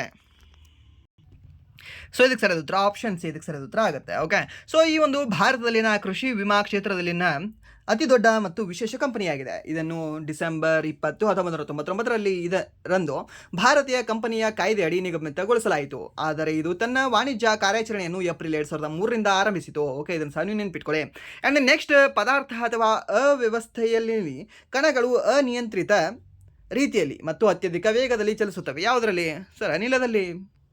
ಯಾವುದು ಅಂತ ಹೇಳ್ತೀವಿ? ಒಂದು ಅನಿಲ ಅಂತ ಹೇಳ್ತೇವೆ. ಆ್ಯಂಡ್ ನೆಕ್ಸ್ಟ್, ತಮಿಳುನಾಡು ರಾಜ್ಯ ಸರ್ಕಾರ ವಿರುದ್ಧ ತಮಿಳುನಾಡು ರಾಜ್ಯಪಾಲ ಪ್ರಕರಣದಲ್ಲಿ ರಾಜ್ಯಪಾಲರು ಈ ಕೆಳಗಿನ ಯಾವ ಅಧಿಕಾರವನ್ನು ಚಲಾಯಿಸಲು ಸಾಧ್ಯವಿಲ್ಲ ಎಂದು ಉಚ್ಚತಮ ನ್ಯಾಯಾಲಯ ತೀರ್ಪು ನೀಡಿದೆ ಅಂತ. ಯಾವುದು? ಅಮಾನತುಕರಣ ನಿರಾಕರಣೆ ಅಧಿಕಾರ, ಪಾಕೆಟ್ ನಿರಾಕರಣೆ ಅಧಿಕಾರ, ಮರುಪರಿಶೀಲನೆಗಾಗಿ ಹಿಂದಿರುಗಿಸುವಿಕೆ, ರಾಷ್ಟ್ರಪತಿಗಳ ಪರಿಗಣನೆಗಾಗಿ ಕಾಯ್ದಿರಿಸುವಿಕೆ ಅಂತ ಯಾವುದಾಗ್ಬೋದು ಇದಕ್ಕೆ? ಯಾವುದು ಅಂತ ಕೇಳಿದ್ರೆ ಇದು ಸಂಪೂರ್ಣವಾಗಿ ಇದರ ಕಥೆಯನ್ನು ತಿಳ್ಕೊಳ್ಳಿ. ಏನಿದೆ? ಏಪ್ರಿಲ್ 8, 2025ರಲ್ಲಿ ಮೀನ್ಸ್ ಒಂದು ವರ್ಷದ ಹಿಂದೆ the state of Tamil Nadu versus governor of Tamil Nadu ಪ್ರಕರಣ ಆಗುತ್ತೆ. ಸೊ ಈ ಒಂದು ಪ್ರಕರಣದ ಒಂದು ನ್ಯಾಯಮೂರ್ತಿಗಳು ಯಾರು ಅಂದರೆ ಈ ಒಂದು JV ಪಾರ್ದಿವಾಲ್ ಅವರು. ಇವಾಗಲೂ ಸಹ ಅವರು ಸುಪ್ರೀಂ ಕೋರ್ಟಲ್ಲಿ ಜಡ್ಜ್ ಇದ್ದಾರೆ. ಅಂದರೆ ನೆಕ್ಸ್ಟ್ ಒಂದು ನ್ಯಾಯಮೂರ್ತಿ R ಮಹಾದೇವನವರ ಪೀಠ ಏನಿದೆ ಅಂದರೆ ಒಂದು ಐತಿಹಾಸಿಕ ತೀರ್ಪು ನೀಡುತ್ತೆ. ಏನು ತೀರ್ಪು ನೀಡುತ್ತೆ? ಭಾರತೀಯ ಸಂವಿಧಾನದ ಅನುಚ್ಛೇದ 200ರ ಅಡಿಯಲ್ಲಿ, ಯಾವುದರ ಅಡಿಯಲ್ಲಿ? ಒಂದು 200ರ ಅಡಿಯಲ್ಲಿ ರಾಜ್ಯಪಾಲರಿಗೆ ಸಂಪೂರ್ಣ ನಿರಾಕರಣೆ ಅಧಿಕಾರ ಅಥವಾ ಈ ಒಂದು ಪಾಕೆಟ್ ನಿರಾಕರಣೆ ಅಧಿಕಾರವನ್ನು ಬಳಸಲು ಅವಕಾಶವಿಲ್ಲ ಎಂದು ನ್ಯಾಯಾಲಯ ಸ್ಪಷ್ಟಪಡಿಸ್ತದೆ. ಯಾಕೆಂದರೆ ಒಂದು RN ರವಿ ಅವರು ಏನಿದಾರಲ್ವಾ, ಸೊ ಅವರು ಕಂಪ್ಲೀಟಾಗಿ ಯಾವುದೇ ಬಿಲ್ ಬರಲಿ ಸುಮ್ಮನೆ ಅವ್ರ ಜೇಬಲ್ಲಿ ಇಟ್ಕೊಂಡು ಕೂತ್ಕೊಂಡ್ಬಿಡೋದು, ಸೈನು ಸಹ ಹಾಕೋದಿಲ್ಲ ಆ್ಯಂಡ್ ದೆನ್ ರಿಟರ್ನ್ ಸಹ ಕಳಿಸೋದಿಲ್ಲ. ಸೊ ಆ ರೀತಿ ಮಾಡ್ತಾ ಇರ್ತಾರೆ. ಸೊ ಅದಕ್ಕೆ ಇದನ್ನು ಅವರು ಕೋರ್ಟ್ ಅವರು ಉಲ್ಲೇಖ ಮಾಡ್ತಾರೆ. ಆ್ಯಂಡ್ ದೆನ್ ಅನಿರ್ದಿಷ್ಟ ಕಾಲ ವಿಳಂಬ ಅಕ್ರಮ. ರಾಜ್ಯಪಾಲರು ವಿಧೇಯಕಗಳಿಗೆ ತಮ್ಮ ಸಮ್ಮತಿಯನ್ನು ಅನಿರ್ದಿಷ್ಟ ಕಾಲದವರೆಗೆ ತಡೆ ಹಿಡಿಯಲು ಸಾಧ್ಯವಿಲ್ಲ ಮತ್ತು ಯಾವುದೇ ನಿರ್ಧಾರವಿಲ್ಲದೆ ಅವುಗಳನ್ನು ಬಾಕಿ ಇಡಲು ಸಹ ಸಾಧ್ಯವಿಲ್ಲ ಅಂತ ಹೇಳುತ್ತೆ. ಯಾರು? Supreme court. ಆ್ಯಂಡ್ ನೆಕ್ಸ್ಟ್ ಅನುಚ್ಛೇದ 142ರ ಬಳಕೆಯನ್ನು ಮಾಡುತ್ತೆ. ಏನು? ರಾಜ್ಯಪಾಲರು ದೀರ್ಘಕಾಲದ ಬಾಕಿ ಇಟ್ಟಿದ್ದ 10 ವಿಧೇಯಕಗಳನ್ನು ಅಂಗೀಕರಿಸಲಾಗಿದೆ ಎಂದು ಪರಿಗಣಿಸಿ ನ್ಯಾಯಾಲಯವು ತನ್ನ ಅಸಾಧಾರಣ ಅಧಿಕಾರಗಳನ್ನು ಬಳಸಿತು. ಓಕೆ, ಸೊ ಈ ಒಂದು ಸ್ಪೆಷಲ್ ರೈಟ್ಸ್ ಏನಿದೆ ಅಲ್ವಾ, ಇಂದು ಸುಪ್ರೀಂ ಕೋರ್ಟ್ ಯಾವ ವಿಧಿಯಲ್ಲಿ ಕಂಡು ಬರುತ್ತೆ ಅಂದರೆ 142ನೇ ವಿಧಿಯಲ್ಲಿ ಕಂಡು ಬರುತ್ತೆ. ಸೊ ಇದು ಯಾವುದಕ್ಕೆ ಸಹ ಅವರು ತೀರ್ಮಾನವನ್ನು ಕೊಡಬಹುದು, ತೀರ್ಪನ್ನು ಕೊಡಬಹುದು ಅಂತ ಹೇಳುತ್ತೆ. ಅದು ನೆಕ್ಸ್ಟ್ ಇದರಲ್ಲಿ ಒಂದು ಸಮಯ ಮಿತಿಯನ್ನು ಸಹ ಅವರು ಕಡ್ಡಾಯಗೊಳಿಸ್ತಾರೆ. 1 ರಿಂದ 3 ತಿಂಗಳ ಒಳಗೆ ವಿಧೇಯಕಗಳ ಬಗ್ಗೆ ನಿರ್ಧಾರವನ್ನು ಕೈಗೊಳ್ಳಬೇಕು ಅಂತ ಹೇಳುತ್ತೆ. ಓಕೆ, ಇದು ಸಹ ನಿಮ್ಗೆ ಗೊತ್ತಿರಲಿ. ಆ್ಯಂಡ್ ನೆಕ್ಸ್ಟ್ ಇಲ್ಲಿ ನಿಮಗೆ ಒಂದು ಇಂಟ್ರೆಸ್ಟಿಂಗ್ ಫ್ಯಾಕ್ಟ್ ಹೇಳಬೇಕು ನಿಮಗೆ. ಏನು ಅಂದರೆ the state of Tamil Nadu versus ಈ ತಮಿಳ್ನಾಡು ಗವರ್ನರ್. ಓಕೆ, ಸೊ ಹೀಗೆ ಬರ್ತಿದೆಯಲ್ವಾ, ಸೊ ಇದು ಒಂದಾಯಿತು. And then the governor versus the state of Tamil Nadu. So ಇದಾಯಿತು ಒಂದನೇದು, ಎರಡನೇದು. ಸೊ ಹಾಗಾದರೆ ಏಪ್ರಿಲ್ 8, 2025ರಂದು ಈ ಕೆಳಗಿನ ಯಾವ ಪ್ರಕರಣ ದಾಖಲಾಯಿತು ಅಂತ ನಾನು ಕೇಳಿದ್ರೆ ಯಾವುದು ಅಂತ ಹೇಳ್ತೀರಾ ನೀವು? ಆಪ್ಷನ್ ಎ ಅಂತ ಹೇಳ್ತೀರಾ, ಆಪ್ಷನ್ ಬಿ ಅಂತ ಹೇಳ್ತೀರಾ? ಆಪ್ಷನ್ ಎ ಅಂತ ಹೇಳಬೇಕು. ಓಕೆ, ಸೊ ರೀಸೆಂಟಾಗಿ ನನ್ನ ಫ್ರೆಂಡ್ ಒಬ್ಬರು ಲಾ ಸ್ಟೂಡೆಂಟ್ ಅವ್ರ ಕಡೆಯಿಂದ ನಾನು ತಿಳ್ಕೊಂಡಿರ್ತಕ್ಕಂಥ ಮಾಹಿತಿ ಇದು. ಓಕೆ, ಸೊ ಏನು ಅಂತಂದರೆ ಯಾರು ಪ್ರಕರಣವನ್ನು ದಾಖಲು ಮಾಡಿರ್ತಾರಲ್ವ ಅವ್ರ ಹೆಸರು ಫಸ್ಟ್ ಇರುತ್ತೆ ಅಂತೆ. ಆ್ಯಂಡ್ ದೆನ್ ಯಾರು ವಿರುದ್ಧ ಮಾಡಿರ್ತಾರಲ್ವ ಸೊ ಅವ್ರ ಹೆಸರು ಸೆಕೆಂಡ್ ಇರುತ್ತೆ ಅಂತೆ. ಓಕೆ, ಸೊ ಕೆಲವೊಂದು ಇವನ್ ಹೇಳಬೇಕು ಅಂದರೆ ಒಂದು ಲಾಸ್ಟ್ PC ಕ್ವಶನ್ ಪೇಪರಲ್ಲಿ ಅನಿಸುತ್ತೆ, ಸೊ ಅಲ್ಲಿ ರಾಂಗೇ ಕೊಟ್ಟಿದ್ದಾನೆ. ಕೇಶವಾನಂದ ಭಾರತಿ ವರ್ಸಸ್ ದ ಕೇರಳ ಸರ್ಕಾರ ಅಲ್ವಾ. ಸೊ ಕೇರಳ ಸರ್ಕಾರ ವರ್ಸಸ್ ಕೇಶವಾನಂದ ಭಾರತಿ ಅಂತ. ಓಕೆ, ಆ್ಯಕ್ಚುಲಿ ಅದು ರಾಂಗ್ ಅದು. ಬಟ್ ಯಾರು ಕೇಸ್ ಹಾಕಿರ್ತಾರಲ್ವ ಅವ್ರ ಹೆಸರು ಫಸ್ಟ್ ಬರಬೇಕು, ಆ್ಯಂಡ್ ದೆನ್ ಯಾರು ವಿರುದ್ಧ ಹಾಕಿರ್ತಾರಲ್ವ ಅವ್ರ ಹೆಸರು ಸೆಕೆಂಡ್ ಬರಬೇಕು. ಓಕೆ, ಸೊ ಇದು ಸಹ ನಿಮ್ಗೆ ಗೊತ್ತಿರಲಿ. ಆ್ಯಂಡ್ ದೆನ್ ನೆಕ್ಸ್ಟ್ ಪ್ರಶ್ನೆ, ಭಾರತೀಯ ಸಂವಿಧಾನದ ಯಾವ ಅನುಚ್ಛೇದವು ಸಂಸತ್ತಿನ ಎರಡೂ ಸದನಗಳ ಜಂಟಿ ಅಧಿವೇಶನದ ಬಗ್ಗೆ ವ್ಯವಸ್ಥೆಯನ್ನು ಒದಗಿಸುತ್ತದೆ ಅಂತ. ಸರ್, ಜಂಟಿ ಅಧಿವೇಶನ ಅಂದರೆ 108. ಸೊ ಅದರಲ್ಲಿ ಹೇಳ್ತದೆ, ಇದು ನೆನ್ಪಿಟ್ಕೊಳ್ಳಿ. ಆ್ಯಂಡ್ ದೆನ್ ನೆಕ್ಸ್ಟ್, ಅದರ ಒಂದು ಮಿತಿಗಳನ್ನು ಸಹ ಕೊಟ್ಟಿದ್ದಾನೆ. ಅದರ ಒಂದು ಯಾವಾಗ ನಾವು ಕರಿಬಹುದು ಅಂತ. ಓಕೆ, ಬಿಲ್ ಇದ್ರೇನು ಎರಡು ಏನು ಸಭೆಗಳಿದಾವಲ್ಲ, ಲೋಕಸಭೆ ಆ್ಯಂಡ್ ದೆನ್ ರಾಜ್ಯಸಭೆಗಳು, ಎರಡೂ ಸಹ ಹೌಸ್ಗಳು ಒಪ್ಕೊಳ್ಳದೆ ಇದ್ದಾಗ. ಓಕೆ, ಸೊ ನಾನು ಒಂದ್ಸರಿ ಹ್ಞೂ ಒಂದು, ಅವರು ಹ್ಞೂ ಅಂದಾಗ, ಅವ್ರು ಹ್ಞೂ ಒಂದು, ನಾನು ಹ್ಞೂ ಅಂದಾಗ. ಸೊ ಮೀನ್ಸ್ ಈ ಲೋಕಸಭೆ ರಾಜ್ಯಸಭೆ ಎರಡೂ ಸಹ ಇದ್ರೇನು ಒಪ್ಪಿಗೆ ಈ ಒಂದು ಅಭಿಪ್ರಾಯದಲ್ಲಿ ಇಲ್ಲದೇ ಇದ್ದಾಗ ಅವಾಗ ಈ ಒಂದು ರಾಷ್ಟ್ರಪತಿಗಳು ಕರೀತಾರೆ. ಹಾಗಾದರೆ ಎಷ್ಟು ದಿನಗಳಲ್ಲಿ ಅವರು ಹ್ಞೂ ಹ್ಞೂ ಹ್ಞೂ ಅನ್ಬೋದು? 6 ತಿಂಗಳ ಒಳಗೆ. ಓಕೆ, ಸೊ ಇವಾಗ ಯಾವುದೋ ಒಂದು ಬಿಲ್ ಬಂದಿದೆ ಅಂದರೆ, ಇವಾಗ ಡೇಟ್ ಯಾವಾಗ ಏಪ್ರಿಲ್ 1ಕ್ಕೆ ಒಂದು ಬಿಲ್ ಸ್ಟಾರ್ಟ್ ಆಗಿದೆ ಅಂದರೆ ನೆಕ್ಸ್ಟ್ 6 ತಿಂಗಳ ಒಳಗೆ ಇಬ್ಬರು ಸಹ ಹ್ಞೂ ಹ್ಞೂ ಅಂತ ಹೇಳಿಲ್ಲ ಅಂತ ತಿಳ್ಕೊಳ್ಳಿ. ಇಬ್ಬರದು ಸಹ ಒಂದು ಹ್ಞೂ ಇತ್ತು, ಒಂದೊಂದು ಹ್ಞೂ ಅಂತ ಇತ್ತು ಅಂದರೆ ಅವಾಗ ಏನು ಮಾಡ್ತಾರೆ, ರಾಷ್ಟ್ರಪತಿಗಳು ಕರೀತಾರೆ. ಓಕೆ, ಸ್ಟೇಟ್ಮೆಂಟ್ ವೈಸ್ ಕ್ವಶನಲ್ಲಿ ಇದು ಇಂಪಾರ್ಟೆಂಟ್ ಆಗುತ್ತೆ. 6 ತಿಂಗಳವರೆಗೆ ಯಾವುದೇ ಕ್ರಮ ಕೈಗೊಳ್ಳದಿದ್ದಾಗ ಇವರು ಅಧ್ಯಕ್ಷತೆಯನ್ನು, ಈ ಒಂದು ಜಂಟಿ ಅಧಿವೇಶನವನ್ನು ಕರೀತಾರೆ. ಅದರ ಅಧ್ಯಕ್ಷತೆಯನ್ನು ಯಾರು ವಹಿಸ್ತಾರೆ? ಲೋಕಸಭಾ ಅಧ್ಯಕ್ಷರು ವಹಿಸ್ತಾರೆ. ಮೀನ್ಸ್ ಈ ಒಂದು ಲೋಕಸಭೆಯ ಸ್ಪೀಕರ್ ವಹಿಸ್ತಾರೆ. ಸೊ ಅವ್ರು ಇರಲಿಲ್ಲ ಅಂದರೆ ಲೋಕಸಭೆಯ ವಾಯ್ಸ್ ಸ್ಪೀಕರ್ ವಹಿಸ್ತಾರೆ. ಅವ್ರು ಇರಲಿಲ್ಲ ಅಂದರೆ ರಾಜ್ಯಸಭೆಯ ವಾಯ್ಸ್ ಸ್ಪೀಕರ್ ವಹಿಸ್ತಾರೆ. ಬದಲಾಗಿ ರಾಜ್ಯಸಭೆಯ ಸ್ಪೀಕರ್ ವಹಿಸುವುದಿಲ್ಲ, ಯಾಕಂದರೆ ರಾಜ್ಯಸಭೆಯ ಸ್ಪೀಕರ್ ಈ ಒಂದು ಉಪರಾಷ್ಟ್ರಪತಿಗಳಾಗಿರ್ತಾರೆ. So that's why. Okay, and next ಇದನ್ನು ನೋಡ್ಕೊಳ್ಳಿ ಒಂದು ಸ್ವಲ್ಪ. 2023ರ ಮುಖ್ಯ ಚುನಾವಣಾ ಆಯುಕ್ತ ನೇಮಕಾತಿ, ಸೇವಾ ಷರತ್ತುಗಳು ಮತ್ತು ಕಾರ್ಯವಿಧಾನ ಅಧಿನಿಯಮದ ಪ್ರಕಾರ ಚುನಾವಣಾ ಆಯುಕ್ತರ ನೇಮಕಾತಿಯನ್ನು ರಾಷ್ಟ್ರಪತಿಗಳು ಆಯ್ಕೆಯ ಸಮಿತಿಯ ಶಿಫಾರಸಿನ ಮೇರೆಗೆ ಮಾಡುತ್ತಾರೆ. ಈ ಸಮಿತಿಯು ಪ್ರಧಾನಮಂತ್ರಿಗಳ ಅಧ್ಯಕ್ಷತೆಯಲ್ಲಿ ಸೇರುತ್ತದೆ. ಓಕೆ, ಸೊ ಇದು ಸಹ ನಿಮ್ಗೆ ಗೊತ್ತಿದೆ. ಆ್ಯಂಡ್ ನೆಕ್ಸ್ಟ್ 105ನೇ ವಿಧಿ ಏನಂತ ಹೇಳುತ್ತೆ, ಸಂಸತ್ತಿನ ಸದಸ್ಯರ ಅಧಿಕಾರಗಳು ಮತ್ತು ಸವಲತ್ತುಗಳಿಗೆ ಸಂಬಂಧಪಟ್ಟಿದೆ. 110ನೇದು ಇದು ಹಣಕಾಸು ವಿಧೇಯಕ್ಕೆ ಸಂಬಂಧಪಟ್ಟಿದೆ. ಓಕೆ, ಆ್ಯಂಡ್ ನೆಕ್ಸ್ಟ್ 112 ಇದು ಬಜೆಟ್ಗೆ ಸಂಬಂಧಪಟ್ಟಿದೆ. ಮೀನ್ಸ್ ಇದು ಆ್ಯನ್ಯುವಲ್ ಫೈನಾನ್ಸ್ ಸ್ಟೇಟ್ಮೆಂಟ್ ಬಗ್ಗೆ ಹೇಳುತ್ತೆ. ಆ್ಯಂಡ್ ನೆಕ್ಸ್ಟ್ ಪ್ರಶ್ನೆ, 2023ರ ಅಧಿನಿಯಮದ ಪ್ರಕಾರ ಚುನಾವಣಾ ಆಯುಕ್ತರ ನೇಮಕಾತಿಯನ್ನು ರಾಷ್ಟ್ರಪತಿಗಳು ಯಾರ ಅಧ್ಯಕ್ಷತೆಯ ಆಯ್ಕೆಯ ಸಮಿತಿಯ ಸಲಹೆಯ ಮೇರೆಗೆ ಮಾಡುತ್ತಾರೆ? ಯಾರು ಅಂದರೆ ಈ ಪ್ರಧಾನಮಂತ್ರಿ ಅಂತ ಹೇಳ್ತೀವಿ. ಓಕೆ, ಇದು ಸಹ ನಿಮ್ಗೆ ಗೊತ್ತಿರಲಿ. ಸೊ ಮುಖ್ಯ ಚುನಾವಣಾ ಆಯುಕ್ತ ಮತ್ತು ಇತರ ಚುನಾವಣಾ ಆಯುಕ್ತರು ವಿಧೇಯಕ 2023, ಈ ವಿಧೇಯಕವು ಚುನಾವಣಾ ಆಯೋಗ ಅಧಿನಿಯಮ 1991ರ ಸ್ಥಾನವನ್ನು ಪಡೆಯುತ್ತದೆ. ಇದು ಮುಖ್ಯ ಚುನಾವಣಾ ಆಯುಕ್ತರು ಮತ್ತು ಚುನಾವಣಾ ಆಯುಕ್ತರ ನೇಮಕಾತಿ, ವೇತನ ಮತ್ತು ವಜಾ ವಿಧಾನವನ್ನು ಒಳಗೊಂಡಿದೆ. ಓಕೆ, ಸೊ ಇದರಲ್ಲಿ ಏನಂತ ಹೇಳುತ್ತೆ, ಸೊ ಇದರಲ್ಲಿ PM ಇರ್ತಾರೆ, ಆ್ಯಂಡ್ ದೆನ್ ಈ ಒಂದು ಕ್ಯಾಬಿನೆಟ್ನ ಮಿನಿಸ್ಟರ್ ಇರ್ತಾರೆ, ಆ್ಯಂಡ್ ದೆನ್ ನೆಕ್ಸ್ಟ್ ಈ ವಿರೋಧ ಪಕ್ಷದ ಅಧ್ಯಕ್ಷರು ಇರ್ತಾರೆ. ಓಕೆ, ಸೊ ಈ ಮೂರ ಒಂದು ಅಧ್ಯಕ್ಷತೆಯನ್ನು ಯಾರು ವಹಿಸ್ಕೊಳ್ತಾರೆ ಅಂದರೆ ಈ ಒಂದು ಪ್ರಧಾನಮಂತ್ರಿಯವರ ಅಧ್ಯಕ್ಷತೆಯನ್ನು ವಹಿಸ್ಕೊಳ್ತಾರೆ. ಸೊ ಅವರ ಒಂದು ತೀರ್ಮಾನದ ಅನ್ವಯ ಈ ಒಂದು ರಾಷ್ಟ್ರಪತಿಗಳೇನಿದೆ ಅಲ್ವಾ ಅವರು ನೇಮಕಾತಿಯನ್ನು ಮಾಡ್ತಾರೆ ಅಂತ ಹೇಳ್ತದೆ. ಆ್ಯಂಡ್ ದೆನ್ ನೆಕ್ಸ್ಟ್ ಪ್ರಶ್ನೆ, ಈ ಒಂದು ಮಣಿ ಪ್ರವಾಳಂ ಪದವನ್ನು ಮುಖ್ಯವಾಗಿ ಯಾವ 2 ಭಾಷೆಗಳ ಮಿಶ್ರಣದಿಂದ ರೂಪುಗೊಂಡ ಸಾಹಿತ್ಯಕ ಶೈಲಿಗೆ ಬಳಸಲಾಗುತ್ತದೆ? 14ನೇ ಶತಮಾನದ ಲೀಲಾ ತಿಲಕಂ ಗ್ರಂಥದಲ್ಲಿ ಈ ಶೈಲಿಯ ಉಲ್ಲೇಖವಿದೆ ಅಂತ. ಸರಿನಾ? ಸೊ ಆ್ಯಕ್ಚುಲಿ ಟಫ್ ಕ್ವಶನ್ ಇದು. ಲೀಲಾ ತಿಲಕಂ ಗ್ರಂಥದಲ್ಲಿ ಯಾವ ಒಂದು ಶೈಲಿಯ ಉಲ್ಲೇಖವಿದೆ ಅಂತ ಕೇಳಿದ್ರೆ ಈ ಒಂದು ಮಣಿ ಪ್ರಾವಳಂ ಪದದ ಒಂದು ಮೀನ್ಸ್ ಒಂದು ಈ ಶೈಲಿಯ ಉಲ್ಲೇಖ ಕಂಡುಬರುತ್ತೆ. ಸೊ ಈ ಒಂದು ಪದ ಯಾವ ಭಾಷೆಯಿಂದ ಮಿಕ್ಸ್ ಆಗಿ ಬಂದಿದೆ, ಯಾವುದು ಅಂದರೆ ಇದು ಕಂಡುಬರೋದು ನಿಮಗೆ ಈ ಮಲಯಾಳಮಲ್ಲಿ. ಓಕೆ, ಮಲಯಾಳಂ ಆ್ಯಂಡ್ ಸಂಸ್ಕೃತ ಅಂತ ಹೇಳ್ತೀವಿ. ಮಲಯಾಳಂ ಆ್ಯಂಡ್ ದೆನ್ ಸಂಸ್ಕೃತ ಪದ ಯಾವುದು ಅಂದರೆ ಒಂದು ಮಣಿ ಪ್ರವಾಳಂ ಅಂತ ಹೇಳ್ತೀವಿ. ಇದು ಯಾವ ಒಂದು ಗ್ರಂಥದಲ್ಲಿ ಕಂಡುಬರುತ್ತೆ ಅಂದರೆ ಒಂದು ಲೀಲಾ ತಿಲಕಂ ಗ್ರಂಥದಲ್ಲಿ ಇದರ ಒಂದು ಉಲ್ಲೇಖ ಕಂಡುಬರುತ್ತೆ. ಓಕೆ, ಸೊ ಇದನ್ನು ಸಹ ನೀವು ನೆನಪಿಟ್ಕೊಳ್ಳಿ. ಈ ಒಂದು ಮಣಿ ಅಂದರೆ ಏನು, ಹವಳ ಅಂತ ಹೇಳ್ತೀವಿ. ಪ್ರವಾಳಂ ಅಂದರೆ ಏನು, ಇಲ್ಲಿ ಮುತ್ತು ಅಂತ ಹೇಳ್ತೀವಿ. ಸರಿನಾ? ಹವಳ ಮತ್ತು ಮುತ್ತು ಅಂದ ಅರ್ಥ ಏನು ಇವನು ಮಣಿ ಪ್ರವಾಳಂ ಅಂದರೆ. ಓಕೆ, ಆ್ಯಂಡ್ ದೆನ್ ನೆಕ್ಸ್ಟ್, ಮೆಂಡಲ್ನ ಸಂಕರ ತಳಿ ಸಂಕರಣದ ಪ್ರಯೋಗದಲ್ಲಿ F2 ಪೀಳಿಗೆಯ ದೃಶ್ಯರೂಪಿ ಅನುಪಾತ ಎಷ್ಟು ಅಂತ ಕೊಟ್ಟಿದ್ದಾನೆ. ಸರಿನಾ? ಎಷ್ಟಾಗಿದೆ ಒಂದು ದೃಶ್ಯರೂಪಿ ಅನುಪಾತ? 1:2:1, 3:1, 9:3:3:1 ಅಂತ ಕೊಟ್ಟಿದ್ದಾನೆ. ಆ್ಯಂಡ್ ದೆನ್ 1:1 ಅಂತ ಕೊಟ್ಟಿದ್ದಾರೆ. ಸೊ ಇದಕ್ಕೆ ಸರಿಯಾದ ಉತ್ತರ ಯಾವುದಾಗುತ್ತೆ ಅಂದರೆ ಆಪ್ಷನ್ ಬಿ ಆಗಿರ್ತಕ್ಕಂಥ 3:1 ಆಗುತ್ತೆ. ಸರ್ನ ಈ ಒಂದು ಮೆಂಡಲ್ನ ತಳಿ ಸಂಕರಣದ ಪ್ರಯೋಗದಲ್ಲಿ ಈ ಒಂದು F2 ಪೀಳಿಗೆಯ ದೃಶ್ಯರೂಪಿ ಅನುಪಾತ ಎಷ್ಟಾಗಿದೆ ಅಂದರೆ 3:1 ಆಗಿದೆ. ಈ ಅನುಪಾತವು 75% ಸಸ್ಯಗಳು ಪ್ರಭಾವಿ ಗುಣಲಕ್ಷಣಗಳು ಮತ್ತು 25% ಸಸ್ಯಗಳು ಅಪ್ರಭಾವಿ ಗುಣಲಕ್ಷಣಗಳನ್ನು ಹೊಂದಿರುತ್ತವೆ ಎಂದು ತೋರಿಸುತ್ತದೆ. ಸರ್ನಾ? ಸೊ 75-25 ಅಂದರೆ ಎಷ್ಟಾಗುತ್ತೆ? 3:1 ಆಗುತ್ತಲ್ಲ. 25 ಅಂದರೆ 25 3 ಇಷ್ಟೇ. ಆ್ಯಂಡ್ ನೆಕ್ಸ್ಟ್ ಈ ಒಂದು ಜಿನೋಟೈಪ್ ಅನುಪಾತ ಅಂತ ಕೇಳ್ತಾನೆ ನಿಮಗೆ. ಓಕೆ, ಈ ಒಂದು F2 ಅನುಪಾತ ಐತಿ, ಇದು ಪೀಳಿಗೆ 2 ಅನುಪಾತ. ಹಾಗೆ ನಿಮಗೆ ಜಿನೋಟೈಪ್ ಅನುಪಾತ ಅಂತ ಕೇಳಿದ್ರೆ ಜಿನೋಟೈಪ್ ಅನುಪಾತ ಈ ಒಂದು ತಳಿ ಸಂಕರಣದಲ್ಲಿ ಇದು. ಓಕೆ, ಆ್ಯಂಡ್ ನೆಕ್ಸ್ಟ್ ಈ ಒಂದು ಜಿನೋಪಾತ ಅನುಪಾತ F2 ಪೀಳಿಗೆ ಜಿನೋಟೈಪ್ ಅನುಪಾತ ಎಷ್ಟಾಗಿದೆ ಅಂದರೆ 1:2:1 ಆಗಿರುತ್ತದೆ. ಸರ್, ಸೊ ಇದನ್ನು ಸಹ ನೀವು ನೆನ್ಪಿಟ್ಕೊಳ್ಳಿ, ಇದನ್ನು ಸಹ ನಿಮಗೆ ಕೇಳೋ ಚಾನ್ಸಸ್ ಇರುತ್ತೆ. ಆ್ಯಂಡ್ ನೆಕ್ಸ್ಟ್ ಈ ಒಂದು ಸಂಸ್ಥೆಯಲ್ಲಿ ಮಾನವೀಯ ನೆರವಿಗೆ ಅತ್ಯಧಿಕ ಆರ್ಥಿಕ ಕೊಡುಗೆಯನ್ನು ನೀಡಿರ್ತಕ್ಕಂತಹ ದೇಶ ಯಾವುದು ಅಂತ? ಯಾವ ದೇಶ ಸರ್ ಅದು? ಅಮೆರಿಕ ದೇಶ. ಅಂದರೆ ನೆಕ್ಸ್ಟ್ ಈ ಒಂದು ಚೆರಿಯಲ್ ಸ್ಕ್ರಾಲ್ ಪೇಂಟಿಂಗ್ ಯಾವುದು ಒಂದು ಚೆರಿಯಲ್ ಸ್ಕ್ರಾಲ್ ಪೇಂಟಿಂಗ್ ಮುಖ್ಯವಾಗಿ ಭಾರತದ ಯಾವ ರಾಜ್ಯಕ್ಕೆ ಸಂಬಂಧಿಸಿದ್ರೆ ಸರ್ ದ್ಯಾಟ್ ಈಸ್ ಈ ಒಂದು Telangana and then Andhra Pradesh. Okay, and then ಮುಖ್ಯವಾಗಿ ನಾವು ತೆಲಂಗಾಣ ಅಂತ ಹೇಳ್ತೇವೆ. ಓಕೆ, ಆ್ಯಂಡ್ ದೆನ್ ನೆಕ್ಸ್ಟ್ ಇದಕ್ಕೆ 2008ರಲ್ಲಿ GI ಟ್ಯಾಗ್ ಸಹ ಸಿಕ್ಕಿದೆ. ಅಂದರೆ ನಮ್ಮ ಒಡಿಶಾದಲ್ಲಿ ಕಂಡುಬರ್ತಕ್ಕಂಥದ್ದು ಯಾವ್ದು ಚಿತ್ರಕಲೆ ಕಂಡುಬರ್ತವೆ, ಈ ಪಟ್ಟಚಿತ್ರ ಕಂಡುಬರುತ್ತೆ. ಓಕೆ, ಯಾವುದು ಈ ಒಂದು ಒಡಿಶಾದಲ್ಲಿ ಕಂಡುಬರ್ತಕ್ಕಂಥ ಚಿತ್ರಕಲೆಗಳು ಯಾವ್ದು ಅಂದರೆ ಒಂದು ಪಟ್ಟಚಿತ್ರ ಅಂತ ಹೇಳ್ತೀವಿ. ದೆನ್ ಇದನ್ನು ಬಟ್ಟೆ ಅಥವಾ ಈ ಒಂದು ತಾಳೆ ಎಲೆಗಳ ಮೇಲೆ ಬಿಡಿಸಲಾಗುತ್ತೆ. ಅಂದರೆ ನಮ್ಮ ಕರ್ನಾಟಕದಲ್ಲಿ ಈ ಒಂದು ಮೈಸೂರು ಚಿತ್ರಕಲೆ ಅಂತ ಹೇಳ್ತೀವಿ, ಇಲ್ಲ ಅಂದರೆ ಚಿತ್ತಾರ ಅಂತ ಹೇಳ್ತೀವಿ. ಚಿತ್ತಾರ ರಂಗೋಲಿ ತೆಗಿತಿದ್ರಲ್ವಾ, ಸೊ ಮೀನ್ಸ್ ಹೀಗೆ ಅಂತ ಬರುತ್ತೆ ಅದು ಒಂದು ರೀತಿ. ಸೊ ಆ ಒಂದು ಚಿತ್ತಾರ ಕಲೆಯಲ್ಲಿ ಅಂದರೆ ನಮ್ಮ ಕರ್ನಾಟಕದಲ್ಲಿ ಕಂಡುಬರುತ್ತೆ. ಆ್ಯಂಡ್ ದೆನ್ ರಾಜಸ್ಥಾನದಲ್ಲಿ ಯಾವ್ಯಾವುದು ಕಂಡುಬರುತ್ತೆ ಅಂದರೆ ಒಂದು ಫಡ್ ಅಂತ ಹೇಳ್ತೀವಿ. ಇದು ಆಲ್ಮೋಸ್ಟ್ ಎಲ್ಲರಿಗೂ ಸಹ ಗೊತ್ತಿರುತ್ತೆ. ಆ್ಯಂಡ್ ನೆಕ್ಸ್ಟ್ ಇದು ಬಿಲ್ವಾಡ ಪ್ರದೇಶದಲ್ಲಿ ಜನಪ್ರಿಯವಾಗಿದೆ ಯಾವುದು ಅಂದರೆ ಒಂದು ಫಡ್ ಅನ್ನುವ ಒಂದು ಚಿತ್ರಕಲೆ.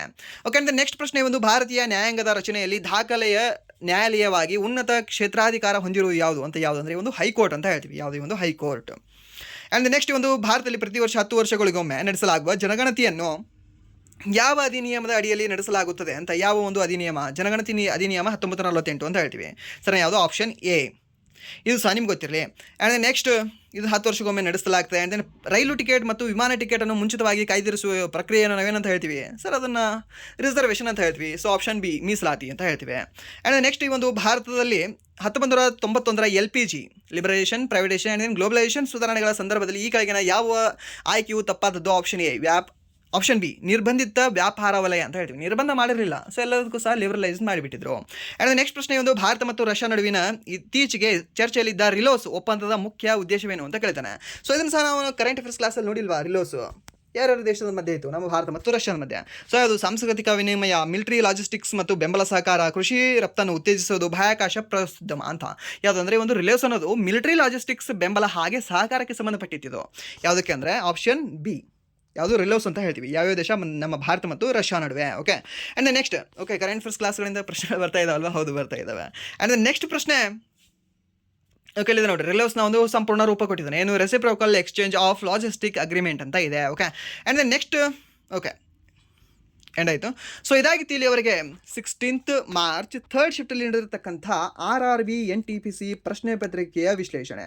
ಓಕೆ, ಸೊ ಇಲ್ಲಿವರೆಗೂ ವಿಡಿಯೋ ನೋಡೋದಕ್ಕಾಗಿ ಫಸ್ಟ್ ಆಫ್ ಆಲ್ ಧನ್ಯವಾದಗಳು. ಆ್ಯಂಡ್ ದೆನ್ ಇಲ್ಲಿವರೆಗೂ ವಿಡಿಯೋ ನೋಡಿ ನಿಮ್ಗೆ ಏನಾದರೂ ವಿಡಿಯೋ ಇಷ್ಟ ಆಗಿದ್ರೆ ಪ್ಲೀಸ್ ವಿಡಿಯೋನ ಲೈಕ್ ಮಾಡಿ, ಸಬ್ಸ್ಕ್ರೈಬ್ ಮಾಡಿ. ಇಫ್ ನಿಮಗೆ ವಿಡಿಯೋ ಇಷ್ಟ ಆಗಲಿಲ್ಲ ಅಂದರೆ ಸೊ ಬಿಸ್ಲಿ ಡಿಸ್ಲೈಕ್ ಮಾಡಿ ಅಂತ ಹೇಳ್ತಾ, ಹಾಗೆ ನಿಮ್ಗೆ ಏನಾದರೂ ವಿಡಿಯೋ ಇಷ್ಟ ಆಗಿ ಲೈಕ್ ಮಾಡಿ, ಸಬ್ಸ್ಕ್ರೈಬ್ ಮಾಡಿದ್ರೆ ನಿಮ್ಮ ಫ್ರೆಂಡ್ಸ್ಗೂ ಸಹ ಶೇರ್ ಮಾಡಿ ಅಂತ ಹೇಳ್ತಾ ವಿಡಿಯೋನ ಇಲ್ಲಿಗೆ ಎಂಡ್ ಮಾಡ್ತಿದ್ದೀನಿ. Once again thank you so much.